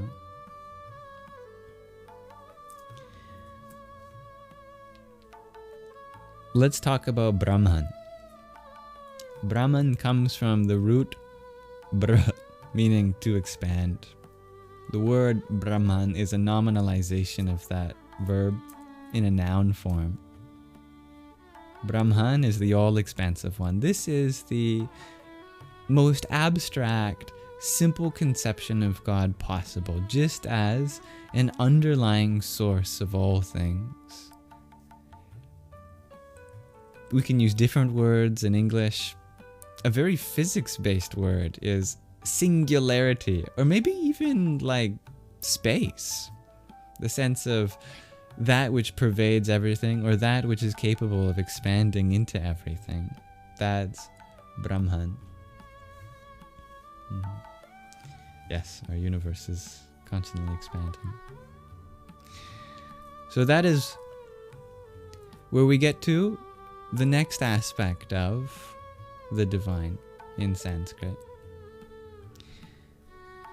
If there is something which we call as Brahman, which is the ultimate underlying substrate, then that means that everything that exists within that or has come from that contains that as its essence, including you and I, including all animals, plants, even inanimate things, rocks, the whole earth, the sun, the moon, all stars, our sun, the galaxy, all galaxies. Therefore, that Brahman quickly becomes not just an abstract, supreme, intangible essence beyond time, but something that expresses itself through all things as well. This is where we get to the next Sanskrit word, which is Paramatma, which comes from the stem Atma, which means the self, and the prefix Parama, which means supreme or highest. So Paramatma is the supreme self or the higher self. This is a logical step from where we started with conceiving God as Brahman, the all-expansive one. If something expands into all things, then that means within all things you find a connection to that source. That part of them, which is therefore Brahman, is known as Paramatma, the higher self, or the supreme being within that. Then it becomes more personal. That's within you, that's within me. And for the purpose of our discussion, we could stop there as well. But we can go one step further with the Sanskrit word Bhagavan, which comes from the root bhaj, which, if I'm not mistaken, means to rejoice in. Something like that. To rejoice in. It's also the root of words like bhakti, which means loving devotion. So Bhagavan is what happens when anyone, or even anything, fully embodies their own Paramatma. So if the source is within all things, and therefore all things carry that source with them, everything has a chance to be a representative of that source. But not all of us equally, at least unless we all consciously choose to do that. The truth is, it's very rare that any one of us even come close to embodying that universal self that we're a part of. But every now and then, a being does come along that does embody that source. They let their Paramatma come through. It's like talking to Brahman through them because they're so in touch with that. That's where we get religious personalities that spiritual traditions get formed around. We know them like Jesus, for example, or Buddhism. There's the Buddha. There's arguments you could make for Zarathustra of Zoroastrianism, or even the Prophet Muhammad, peace and blessings be upon him. Although in those traditions, I will admit that it's usually not agreed that Bhagavan is the same as Paramatma. In fact, in some sense, even Jesus himself distinguished himself from the Holy Father, which would be the equivalent of the Paramatma for him, and the Holy Spirit, which is the equivalent of Brahman. But in all religious traditions, there is this underlying trinity of, at the very least, this universal essence, this formlessness behind everything, beyond time and space. Then there's the fact that we all have a personal connection to that because we're all from that, ultimately. And then there's the idea of representing that or being a messenger of that, at the very least. So it's in that way that at the same time that nothing in particular is that ultimate source, and that everything is an embodiment of that source, we are not that ultimate source, but also a part of that ultimate source. And that's how it makes sense to me.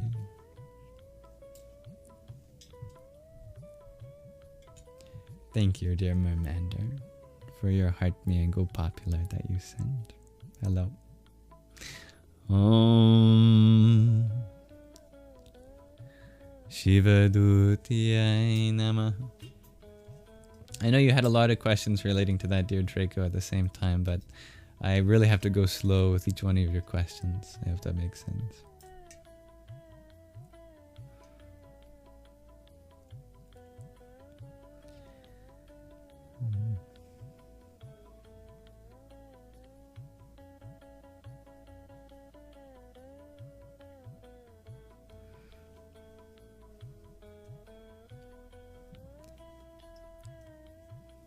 Dear Draco, you also asked, is the hair an extension of the nervous system? There are many ways in which we can see our hair as certainly an expression of ourselves. And hair definitely has a kind of relationship to electromagnetism. I mean, anyone who's ever had static charge buildup will see that their hair does something with that. Of course, the biologists will remind us that hair is made up of protein, namely keratin, and is not in fact made up of nerve cells. But that doesn't mean there might be some other relationship between our nerve cells and the keratin in our hair. It's all the same energy ultimately in our whole body, just rearranged in different ways. And there is a close connection between people who explore the limitations of their nervous system, especially on spiritual paths, and the way in which their hair ultimately becomes expressed, or the lack thereof, which you can see in monks all around the world who either choose to shave their head or let it grow out as though it were a flowing river.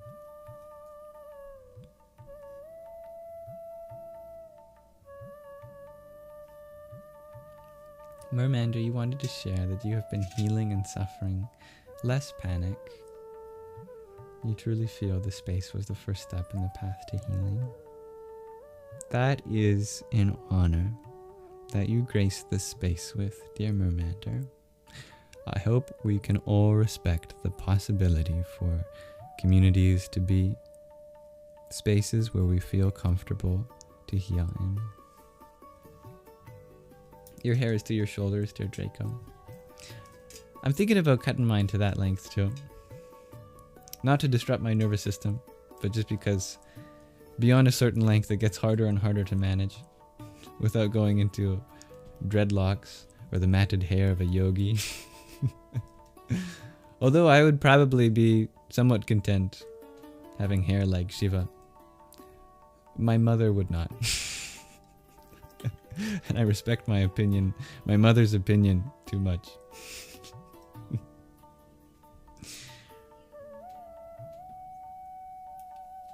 I think I just heard her say something too. Austin, you shared that you listened to the Diamond Sutra today. There is no one to be enlightened. That's beautiful.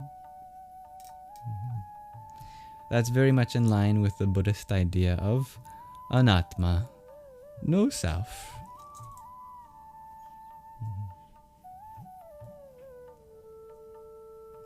Mermander, once yours gets stuck under your shoulders while rolling over, you have to chop it, right? These are the things they don't tell you about having long hair. Everything you do, you must handle with a little bit more grace, if you don't want your head to be yanked in a certain direction.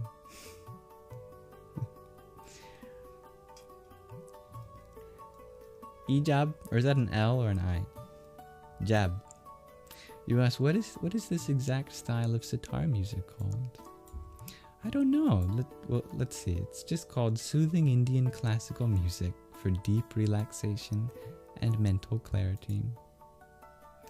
In the description, does it say?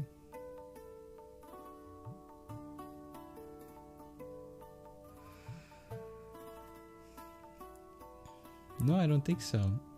I wouldn't know. Maybe one of you talented folks can tell us, however.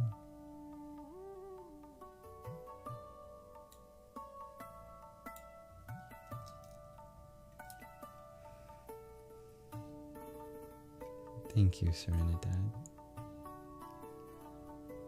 There's an L in your name. Your name is Layla. I like that. Similar to Lilo, like in your profile picture. And Lilo and Stitch, I mean. Layla and Stitch.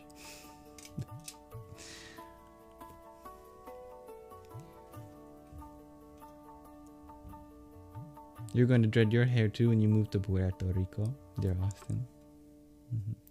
Is it inconsiderate as a white guy? You want to be respectful, but also very much feel called to it. Well, you're asking a fellow white guy. I don't know what to tell you. We should let maybe someone who's a little more diverse than the two of us answer that question. But as far as I understand, what you do with your hair is, of course, your choice. And as long as you're not misrepresenting this culture, you're not claiming to be anything that you're not, then yeah. There are absolutely many yogis that come from the West that end up putting their hair in the same form.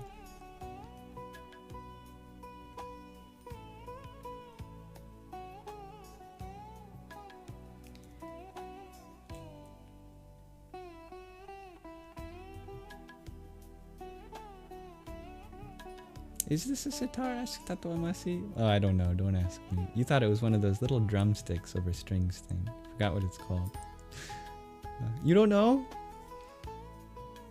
They don't have them in Nepal?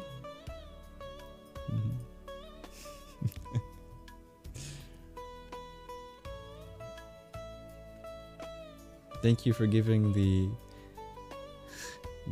dreaded hair pass, dear Leah Zion. To dearest Austin. Good evening, dear Monica. Thank you, Fazia, for the love you that you send. Kula Sundariya Namaha. Alright, we've come to a point in our live stream where I feel like it is appropriate to land the plane. And as a white guy, it's my duty to clap whenever that happens. Yeah, we love safe transportation. Although instead of a runway, we will have a time for us to explore the ways of meditation, So for tonight's meditation, I thought we'd keep it very simple. If you want to come hang out, we'll be doing a guided meditation on being ready for anything. Boo! Were you ready for that? No? Well, this is what that meditation is all about. Having a kind of nervous system that isn't reactive. If that didn't scare you, then you can click away from this because you don't need it. That was one of the scariest things that you can experience, I know. A little boo from me. No, seriously, if you want to find some position that's comfortable for you, it doesn't have to be stereotypical crossed legs, hands in your lap, back straight. And bring attention to the breath. First place we bring attention to.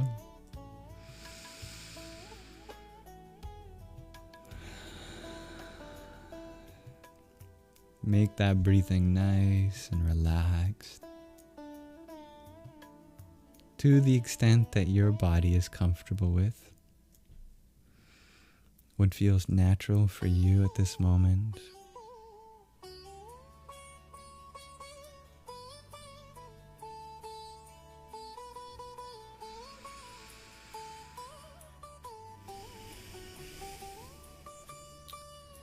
By the power of our visualization, breath becomes a cleansing thing.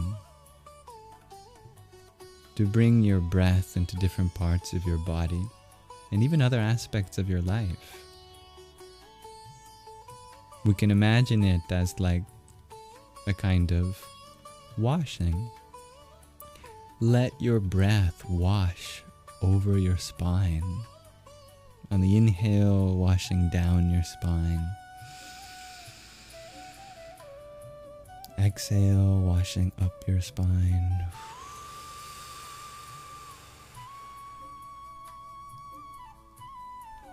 Feel your nervous system being sanitized, as it were, through the inspiration and expiration of your breath.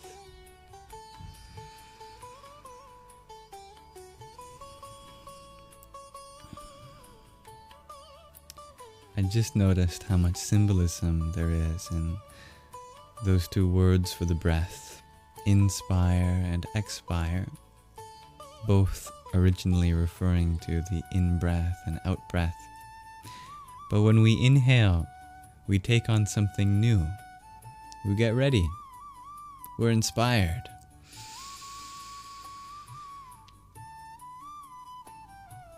And when we exhale, we release what's old and what's no longer serving us. We expire.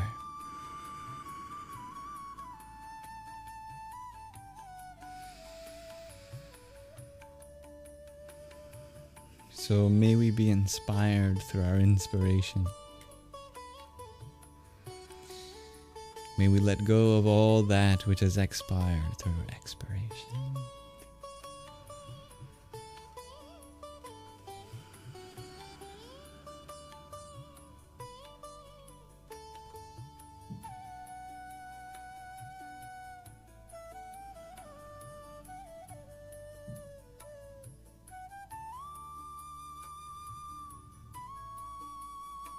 Our nervous system definitely keeps score of everything that's happened to us in this life so far.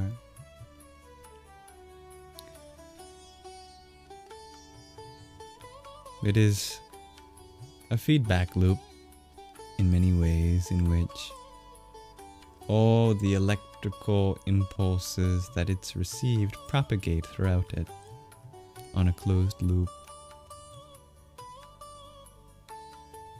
So when we've been in situations that demanded fight or flight,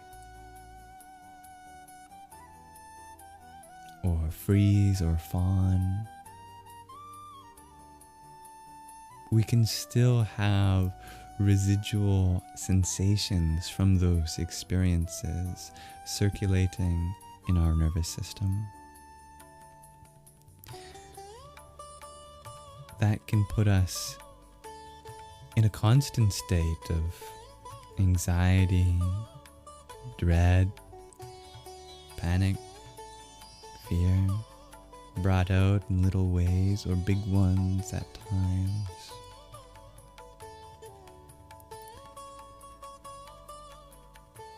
So how does one interrupt that feedback loop which keeps us on edge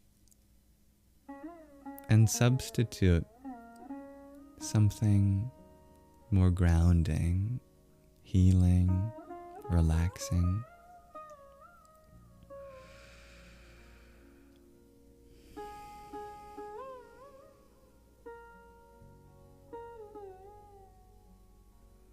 There are many ways. One way is to just introduce some amount of silence. Anyone who's ever had to set up microphones and speakers at the same time knows what it's like when your microphone gets a little too close to your speaker. That vicious cycle of frequencies being received by the microphone, amplified by the speakers, again and again, leads to this high-pitched ringing noise. Maybe that's what tinnitus is. A nervous system that needs a little more space from its microphone and its speaker. To introduce that space is precisely what meditation is for.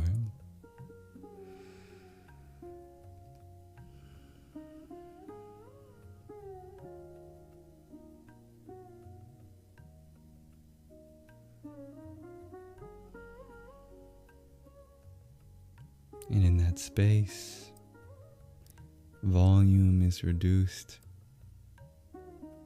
Silence becomes louder. Listen in. You'll find it there too.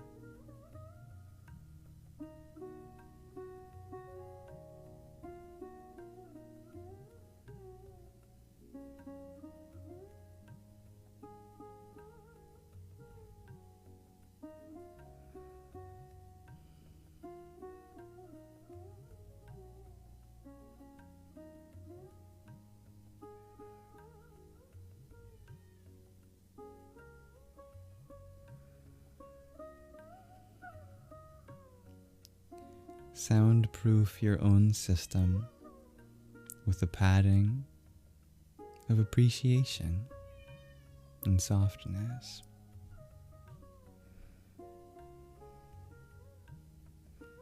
You might have heard my cat meow from behind my door.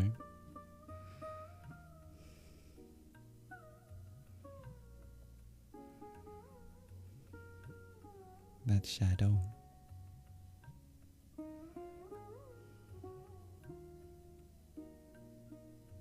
Shadow certainly knows how to amplify his voice.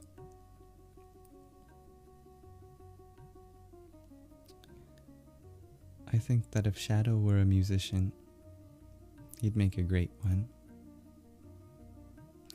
And a musician will know that the best place to record music is in a soundproof room, a music studio. And there's something personal about the silence of that room that just makes it ready to have music made in it. Likewise, we in our bodies can become something of a music studio, which means that we offer ourselves a kind of space for anything to vibrate through.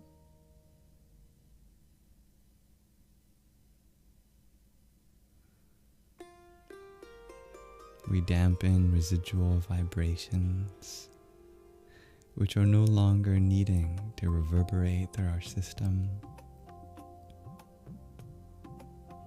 We quell the internal echo of our past and become simply present for whatever may happen next. It's in this space that we find ourselves to have been peaceful the whole time. Just as when the band stops playing, that music studio has always been silent. It's just a returning to what has always been. Knowing that to be true, you are relieved from this notion that your identity is broken and that therefore you must always be this cautious, sensitive being who is always on edge.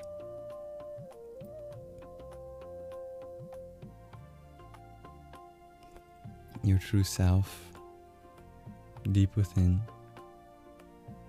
is always quiet. The quietude of that inner being is where we find ourselves home. And from home, all great adventures can begin.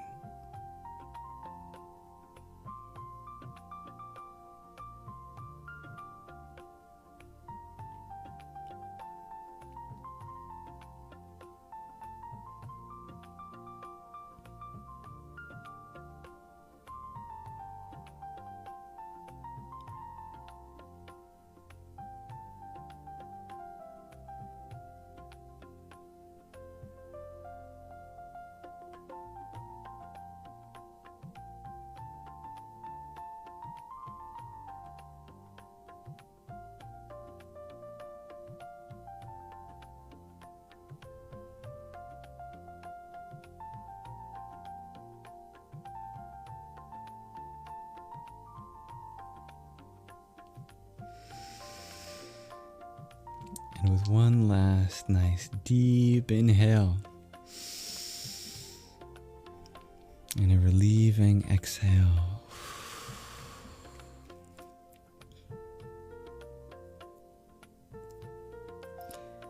we can be ready for anything. Thank you. We've come to the end of our live stream for today. I'm so grateful that we could spend this time together.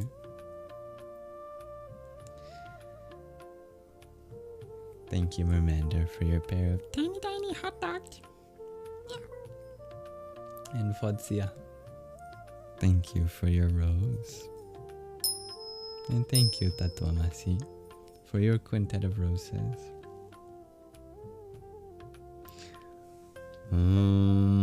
Hrim Nama Shakti Shivaya. That felt amazing. Oh, I'm happy to hear that, dear Serenidad. You're welcome, Mermander. Oh man, you just joined, Sir Jacqueline. Well, the good news is I will be uploading that live stream this whole live stream to my Yamsox Lives YouTube channel. And I'll even clip out the meditation as I usually do and put it on my playlist there. So you're free to check that out. That's linked in the link tree in my bio. I recently changed the domain. It still goes to the same link tree, linkttree/YAMSOX. There's a dot in the tree, tr.ee, linkter.e. Anyway, I've bought the domain shakta.ca, shakta.ca. In case you're wondering why it looks different. Lead you to the same place and you can find the YouTube channel where I post this.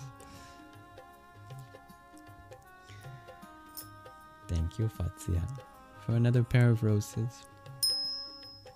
We can begin to start a game. I like the way you put that, dear Flying Ram.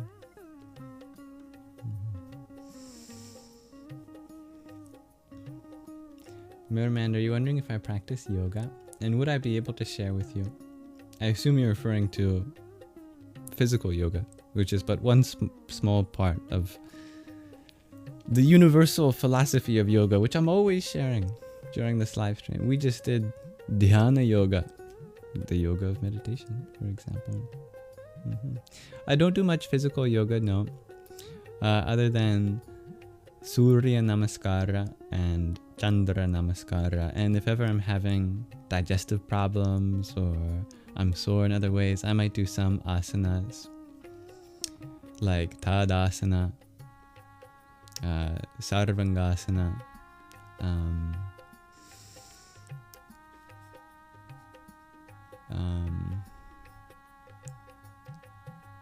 Paschimottanasana. Is that the name? No, Paschimottanasana, I think. No.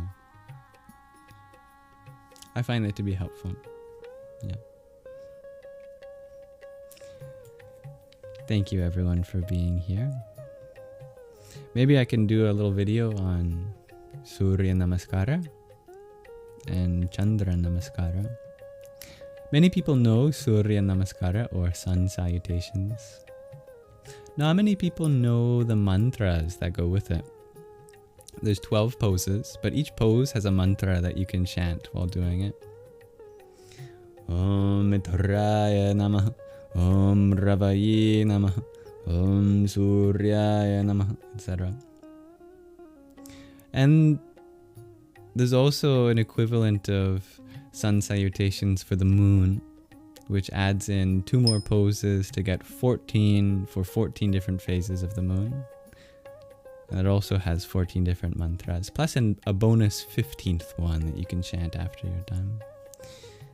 Those go through Om Kameshwaryay Namah, Om Bhagamalinyay Namah, Om Nityaklinayay Namah, etc. Lately, because both the sun and moon have been in the sky at the same time, I've actually been combining my Surya and Chandra Namaskara at the same time. So I'll do the poses of Chandra Namaskara because it already includes all the poses of Surya Namaskara, but I'll do both the mantras for the sun and the moon.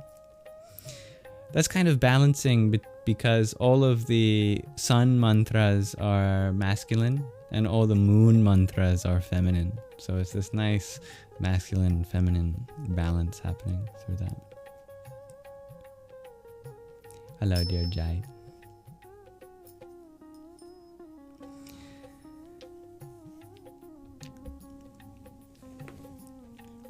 The mantras are super cool. I agree. I wish more people were taught them as well.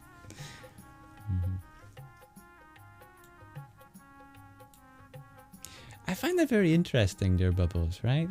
All the different epithets for Chandra are feminine in the 15 nityas, but Chandra itself, the name for the moon, is a masculine noun. It's very fascinating that way. Although there is a feminine version of Chandra, it's Chandrika.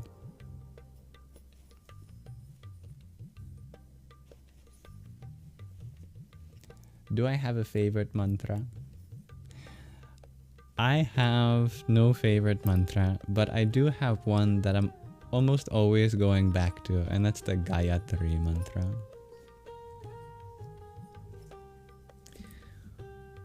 Om Bhur-Bhuvasva Tatsaviturvarenyam Bhargo Devasya Dhimahi Dhiyo Yonah Prachodayat. It's very old. It is a sun mantra dedicated to the form of the sun known as Savitur. And it can be found in the Rig Veda, which is one of humanity's oldest spiritual revelations. So old that it was even well known 2,500 years ago, and the Buddha spoke very favorably of it. The Buddha said, "There's no mantra quite like the Gayatri." I think he didn't use the word mantra. He used the term, there's no poetry quite like the Gayatri. Which makes sense, because Gayatri is also the name for the poetic meter which it is in. How did I learn the pronunciation as cats upon cats? The funny thing about Sanskrit is that it kind of teaches you how to pronounce it. The difference between learning Sanskrit and learning many other languages is in other languages, you kind of do monkey hear, monkey repeat kind of thing. You just have someone say it over and over again, and then you try to match that. Sanskrit actually teaches you how to pronounce it. So you don't even need a second person. And that's what makes it one of the most well-preserved languages in the world. There's a very specific formula for each sound because all of the sounds form this perfect, it's actually a 4-dimensional structure. No exaggeration. There's a dimension of articulation that goes from the back of the throat to your lips. And then there's a dimension of voicing, a dimension of aspiration, and a dimension of occlusion, which is when we restrict the organs of speech. Tracing the path of all combinations of articulation, voicing, aspiration, and occlusion actually creates a perfect 4-dimensional shape in which every vertice or vertex corresponds to a Sanskrit sound, 1-to-1. You're working on the Maha Mantra. Well, the Maha Mantra does have some sounds that are challenging to learn. We have the word Hare. There are 2 things to know about that. The H is not the same as the English H. English H we don't voice. If an English person were to pronounce that word as it's spelled, they'd say Hare. Whereas in Sanskrit it's more like Hare. Can you hear the difference just on the H? You use your voice in the H rather than after the H is over. Ha, ha, ha versus ha, Hare. And then there's the R, which is retroflex instead of the approximation we make in English, which means you curl your tongue back and you add breath to make it trill a little bit. Hare, Hare. Sometimes it feels like you're saying, hooray! That's funny. Hare. It's the vocative form of Hari. Hari, which is one of the names of Krishna and Rama, the 2 other names in that mantra.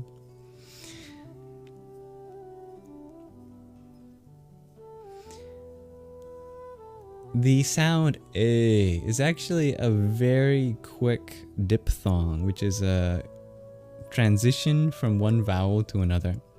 It's a very quick guttural A to a palatal E. A, Hare, Hare. Then there's the word Krishna. K is the exact same in English, although it's probably less aspirated than we pronounce it in English, because English doesn't differentiate sounds based on whether you aspirate them or not, whereas Sanskrit does. So ka is a very different sound in Sanskrit than ka. In fact, probably all the English speakers here just went, what? Those sound the same. Ka, ka. But a Sanskrit speaker will be able to tell the difference, that the second one is aspirated. The first one is not. Ka, ka. K, k, k. You use extra breath. So it's not extra breath. In English, we tend to use extra breath with all of our consonants. So it's just a very unaspirated ka in Krishna. It's very soft in that sense. We spell it Romanized Krishna, but there's actually no I. It's just an R. Goes straight from the K into the SH sound. But even the SH sound is different. We'll get to that in a second. In Sanskrit, the sound can act as a vowel, especially when you roll it. It's called a vocal R, a vocalic R. So that's the vowel in the first syllable, is just Krishna, Krishna. There is no I sound, or even a U sound that you might see transcribed in Gujarati, for example.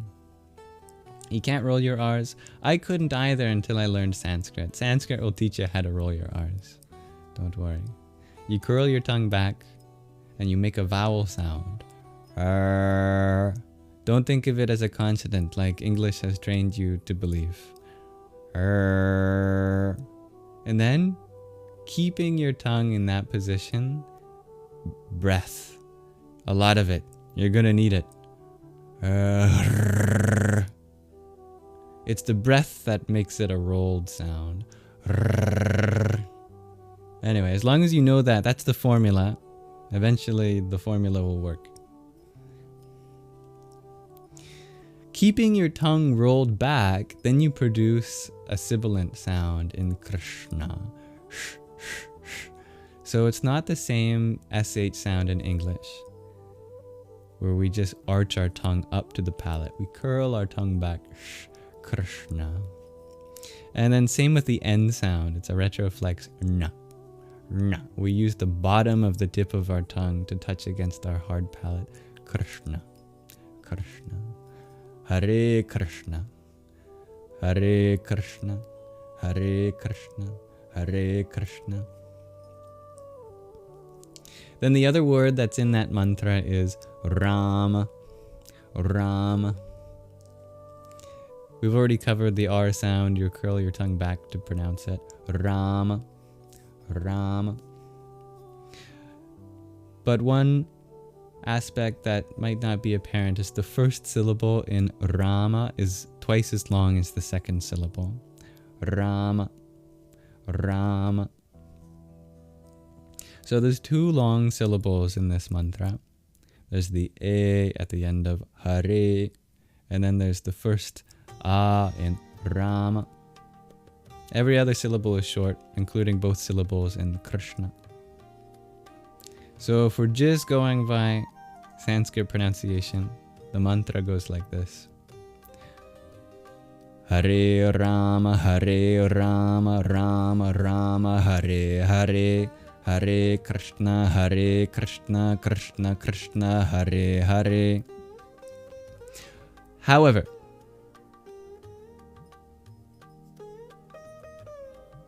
there is a very important point on pronunciation when it comes to this specific mantra. And it is that it does not matter. You find this mantra in an ancient scripture called the Kali Santarana Upanishad. And in the Upanishad, the creator himself, who reveals this mantra to sage Narada, explicitly says that all pronunciations are valid. Many Sanskrit mantras will require some amount of precision. It so happens to be the case that this mantra explicitly gives you permission to pronounce it any way that you want. You can chant it in any tone, at any speed, even in different languages that don't have these sounds, or in a different order, which is why you might hear it Hare Krishna instead of Hare Rama first. So, although you can absolutely use Sanskrit pronunciation to deepen the meditative experience, you don't have to at all for this mantra. That's part of what makes it the Maha Mantra, the great mantra. It's so universal in that way.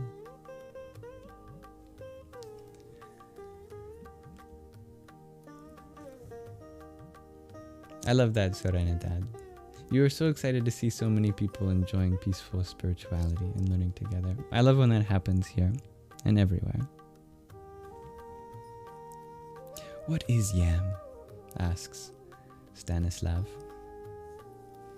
This is a question I continue to ask myself every day. All I know is that I'm grateful to be here. And I look forward to however this moment continues to unfold, and all the lessons that it may bring, so that I may continue to learn from them and discover my relationship to everything else.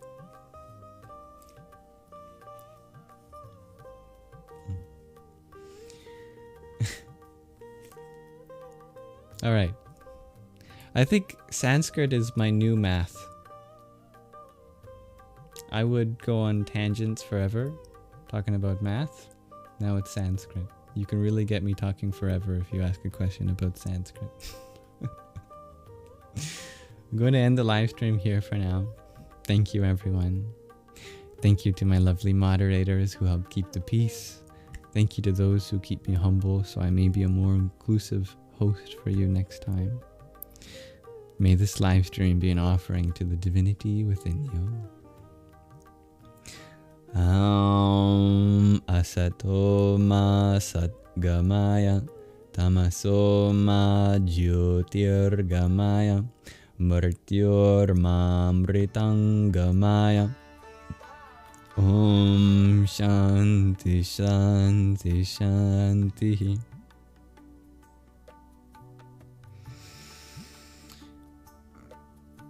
And that means, Om, lead us from the unreal to the real, from darkness to the light, from death to deathlessness. Om, may there be peace in us, may there be peace in our environment, and may there be peace in the forces that act on us.